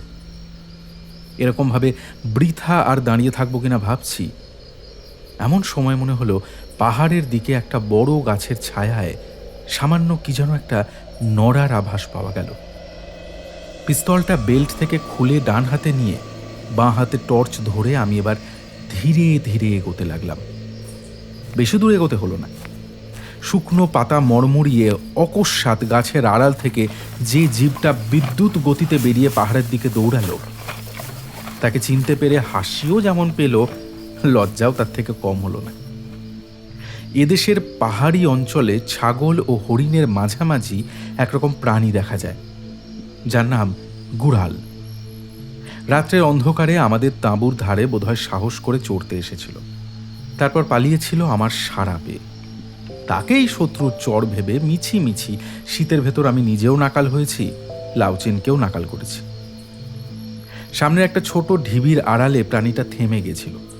আমি লক্ষ্য করেছিলাম ঢিবির ওধারে পাহাড়ের দেওয়াল আরম্ভ হয়েছে, সুতরাং সেদিকে তার আর যাবার উপায় নেই। কিন্তু ঢিবির অত্যন্ত কাছে এসেও জানোয়ারটার নড়বার কোনো লক্ষণ না দেখে আমি একটু অবাক হলাম। অত্যন্ত সন্তর্পণে আমি এবার টর্চ নিভিয়ে ঢিবির অপর দিকে পা টিপে টিপে গিয়ে হঠাৎ টর্চটা আবার জ্বেলে ফেললাম। শোনা গেল দ্রুত পালানোর শব্দ। মাত্র 2 সেকেন্ড বোধহয় আমি হতবম্ব হয়ে দাঁড়িয়েছিলাম। তারপরেই আমার মাথার ভেতর লাউচেনের সঙ্গে কিছুক্ষণ আগেকার কথাগুলো বিদ্যুতের মতো খেলে গেল। সামনের গুহামুখের দিকে ভালো করে তাকিয়ে দেখলাম, বিশেষ গভীর বলে তো আপাত দৃষ্টিতে মনে হয় না। মুখের ফাঁকটা বেশ ছোটই বলতে হবে, মাথা নিচু করে ভেতরে ঢোকার মতো। সেটা পরীক্ষা না করে ফেরা উচিত হবে বলে মনে হলো না। অন্তত গুড়ালটার অন্তর্ধান রহস্যের মীমাংসা যে সেই গুহার মধ্যেই হবে, এই বিষয়ে আমার তখন আর কোনো সন্দেহ ছিল না। টর্চের আলো ফেলে হিঁট হয়ে গুহার ভেতরে গিয়ে ঢুকলাম। অনবরত মাথা নিচু করে যাওয়া বেশ কষ্টকর। আমার টর্চের আলোয় ভয় পেয়ে অসংখ্য চামচিকে ছটপট করতে করতে চারিধারে উড়ে বেড়াচ্ছে। গুহাতে হিংস্র কোনো প্রাণীও থাকতে পারে, তবুও সামান্য কয়েক পা যাওয়ার পরই গুহাপথ একদিকে বেঁকে যাওয়ার সঙ্গে সঙ্গে আয়তন বিস্তৃত হলো। এইবারে আমার মনে আর কোনো সন্দেহই নেই। আশ্চর্যভাবে দারুদের রাজ্যের গোপন পথ যে আমি আবিষ্কার করে ফেলেছি, এ বিষয়ে আমি নিশ্চিত। কিন্তু কত দূর এই পথ ধরে একলা যাব? পথ যখন আবিষ্কৃত হয়েছে, তখন কাল সদল বলে এসে তা অনুসরণ করলেই চলবে। আপাতত ফিরে গিয়ে লাউচেনকে খবরটা দেওয়া দরকার। গুহাপথ যেরকম নানান শাখায় জায়গায় জায়গায় বিভক্ত হয়েছে, তাতে বেশি দূর এগোলে হয়তো ফেরার সময় পথ ভুল হতে পারে। এই সমস্ত ভেবে পিছু ফিরতে যাচ্ছি, এমন সময় সামনের একটা শাখা পথ থেকে সেই গুড়ালটা দ্রুত বেগে বেরিয়ে এসে আমাকে জোরে ধাক্কা মেরেই আবার লাফ দিয়ে পালাতে উদ্যত হল। বেকায়দায় হাতে ধরা পিস্তলের ঘোড়া আপনা থেকেই টিপে যাওয়ায় কোন দিকে যে গুলি ছুটে গেল বুঝতে পারলাম না। কিন্তু এইটুকু বুঝলাম যে সর্বনাশ হয়েছে। মনে হলো যেন একেবারে আমার মাথার উপর বজ্রপাত হয়েছে। সেই সংকীর্ণ বহুদূর বিস্তৃত গুহাপথে পিস্তলের আওয়াজ যে কি ভয়ঙ্করভাবে প্রতিধ্বনিত হয়ে উঠল, তার বর্ণনা দেওয়া অসম্ভব। পিস্তলের আওয়াজে কেঁপে উঠে সমস্ত পাহাড় যেন দুলে উঠল। আর তারপর যা আরম্ভ হলো, তাকে প্রলয় ছাড়া আর কিছু বলা যায় না। গুহাপথের ওপরের ছাদে নিশ্চয়ই বহু আলগা পাথর ছিল। হঠাৎ পিস্তলের আওয়াজে কেঁপে উঠে ভয়ঙ্কর শব্দে সেগুলো পড়তে লাগলো। সেই ভয়ঙ্কর বিপদের মধ্যে খানিকক্ষণ মাথা ঠিক ছিল না। অনেকক্ষণ বাদে পাথর পড়া বন্ধ হওয়ায় স্বাভাবিক চিন্তাশক্তি ফিরে পেলাম। 2-1 জায়গায় পাথরের কুচিতে শরীরে আঘাত লাগলেও মাথাটা কেমন করে জানি বেঁচে গিয়েছিল। ধুলো বালি পড়া চোখ রোগড়ে আতঙ্কের আসন্ন ভাব কাটিয়ে টর্চটা জেলে চারিদিক চেয়ে দেখলাম। বড় বড় পাথরের চাঁই পড়ে আমার দুধারের পথ একেবারে বন্ধ হয়ে গেছে। এই অজানা পাহাড়ের গুহাপথে নিজের অজান্তেই নিজেরই জীবন্ত সমাধি রচনা করেছি। পিস্তলটা ডান হাত থেকে একটা আলগা পাথরের গায়ে ছিটকে পড়ে হারিয়ে গেলেও টর্চটা কেমন করে যেন থেকে গিয়েছিল। সেই টর্চের আলো ফেলে উন্মত্তের মতো আমি চারিদিক পরীক্ষা করে দেখলাম। না, পথ কোথাও নেই। সামনে পেছনে দুদিকেই রাস্তা একেবারে পাথর গেঁথে যেন বন্ধ করে দেওয়া হয়েছে। আলগা পাথর সব জায়গাতেই খসে পড়েছে। ওপরের গুহার ছাদ এখানে সাধারণত যেরকম উঁচু, তাতে সেরকম পাথর 6-7 হাত উঁচু ঢিবি হয়ে পড়লেও আমি অনায়াসে তার ওপর দিয়ে টপকে যেতে পারতাম। কিন্তু সামনে ও পেছনে দুটো বাঁকের মুখে সুড়ঙ্গের ছাদ যেখানে অত্যন্ত নিচু হয়ে এসেছে, সেখানেই বড় বড় পাথর ওপর থেকে ধসে পড়ায় সামান্য একটা ইঁদুর গলার রাস্তাও ছিল না। প্রথমটায় আমি বিপদে একেবারে বিমূঢ় হয়ে গেলেও একেবারে আশা ছাড়িনি। ভেবেছিলাম পাথরগুলো একটু নাড়িয়ে চাড়িয়ে বেরোনোর পথ বোধহয় আমি বের করে নিতে পারব। প্রথমে তাঁবুতে ফিরে যাওয়ার পাথরের স্তূপের পাথরগুলোকে আমি নড়াবার চেষ্টা করলাম, কিন্তু সে চেষ্টা বৃথা। সেদিকে গুহার একটা বড় অংশ ধসে পড়েছে। আসুরিক শক্তি নিয়েও জনা দশেক লোকও সে পাথর সরাতে পারবে কিনা সন্দেহ। পেছনে ফেরার উপায় না দেখে এবার আমি সামনের দিকেই বেরোবার পথ বার করার চেষ্টা করলাম। এদিকের পাথরগুলো তেমন একটা বড় নয়, একটার পর একটা যেমন তেমনভাবে পড়ায় মাঝে মাঝে ফাঁক দেখা যাচ্ছিল। কিন্তু সেখানেও খানিকক্ষণ ব্যর্থ পরিশ্রমের পর আমি গলদঘর্ম হয়ে উঠলাম, শুধু ক্লান্তিতে নয়, ভয়ঙ্কর আতঙ্কেও। সত্যিই যে আমার আর বেরোবার উপায় নেই এই জীবন্ত সমাধি থেকে। এদিকের পাথরগুলো অপেক্ষাকৃত ছোট হলে কি হবে? আমার মতো একজন লোকের পক্ষে তাদের সরানো অসম্ভব। লোহার শাবলের মতো কোনো অস্ত্র থাকলে হয়তো কিছু আশা ছিল, খালি হাতে কিছুই করার জো নেই। ক্ষতবিক্ষত হাত নিয়ে দারুণ হতাশায় ও ক্লান্তিতে আমি এবার সেখানেই বসে পড়লাম। সঙ্গে কোনো রকম খাবার, এমনকি জল পর্যন্ত নেই। মৃত্যুর সঙ্গে বেশি দিন যুঝতে আমাকে হবে না। তারপর আমার দেহ চিরদিন এ পাহাড়ের ভেতর মানুষের দৃষ্টির আড়ালে পৌঁছতে থাকবে। আমার হতাশা তখন এমন গভীরে যে পিস্তলটা সঙ্গে থাকলে মৃত্যু যন্ত্রণা ভোগ করার চেয়ে আত্মহত্যাই শ্রেয় বলে মনে করতাম। পিস্তলটা যে কোথায় ঠিকরে পড়ে বালি ও পাথর আবর্জনায় চাপা পড়ল কে জানে। খানিক আগে টর্চ জেলেও খুঁজে পাইনি। টর্চের আলো বেশি খরচ করতেও ভয় লাগছিল। ওই আলোটুকুই আমার ভরসা। এই গুহায়, এই নিদারুণ অন্ধকারে আলোটুকুর সান্ত্বনা না থাকলে আমি বোধহয় খানিকক্ষণের মধ্যেই উন্মাদ হয়ে যেতাম। নেহাত প্রয়োজন না হলে এবং মাঝে মাঝে নিজেকে সান্ত্বনা দেওয়ার জন্যই টর্চটা ব্যবহার করব বলে ঠিক করেছিলাম। ওপর থেকে আলো ফেলে এবার আমি এর মধ্যে একবার সেদিকে কোথাও বেরোবার কোনো পথ আছে কিনা খুঁজে নিয়েছি। গুহার ছাদ মাঝামাঝি জায়গায় বেশ উঁচু। আমার জোরালো টর্চের আলো সেখানে ভালো করে পৌঁছাচ্ছে না। নিচ থেকে দেখে মনে হয় যেন কোনো ছাদ সেখানে নেই। অন্ধকার রাত্রের আকাশই দেখা যাচ্ছে, কিন্তু খুব মনোযোগ দিয়ে লক্ষ্য করলে কালো পাথরের এবড়ো খেবড়ো চেহারা অস্পষ্ট দেখা যায়। যাই হোক, সেখানে অসংখ্য উড়ন্ত চামচিকে ছাড়া আর কোনো ফাঁক ফোঁকর দেখতে পেলাম না। ক্লান্ত হয়ে হতাশভাবে কতক্ষণ বসেছিলাম জানি না। এই নিরবচ্ছিন্ন অন্ধকারের ভেতর সময়ের কোনো হিসেব রাখা অসম্ভব। নিজের বুকের স্পন্দন ছাড়া আর কোনো কিছুর দ্বারা যে সময় বইছে তা বোঝা যায় না। ক্লান্তিতে, হতাশায় চোখ বুজে এসেছিল। মনে হচ্ছিল মৃত্যুই যদি হয় তবে ঘুমের মধ্যে অচেতন অবস্থায় হওয়াই ভালো। হঠাৎ আমি চমকে চোখ খুলে তাকালাম। আমার নিজের স্পন্দন শুধু নয়, আরও একটা মৃদু শব্দ যেন শুনতে পাচ্ছি। ওপরে চামচিকেদের পাখার শব্দ নয় সেটা। আর সেই শব্দটা এলো আমার অত্যন্ত কাছ থেকেই। চোখ খুলে তাকাবার সঙ্গে সঙ্গে আমার সারা গায়ে কাঁটা দিয়ে উঠল আতঙ্কে।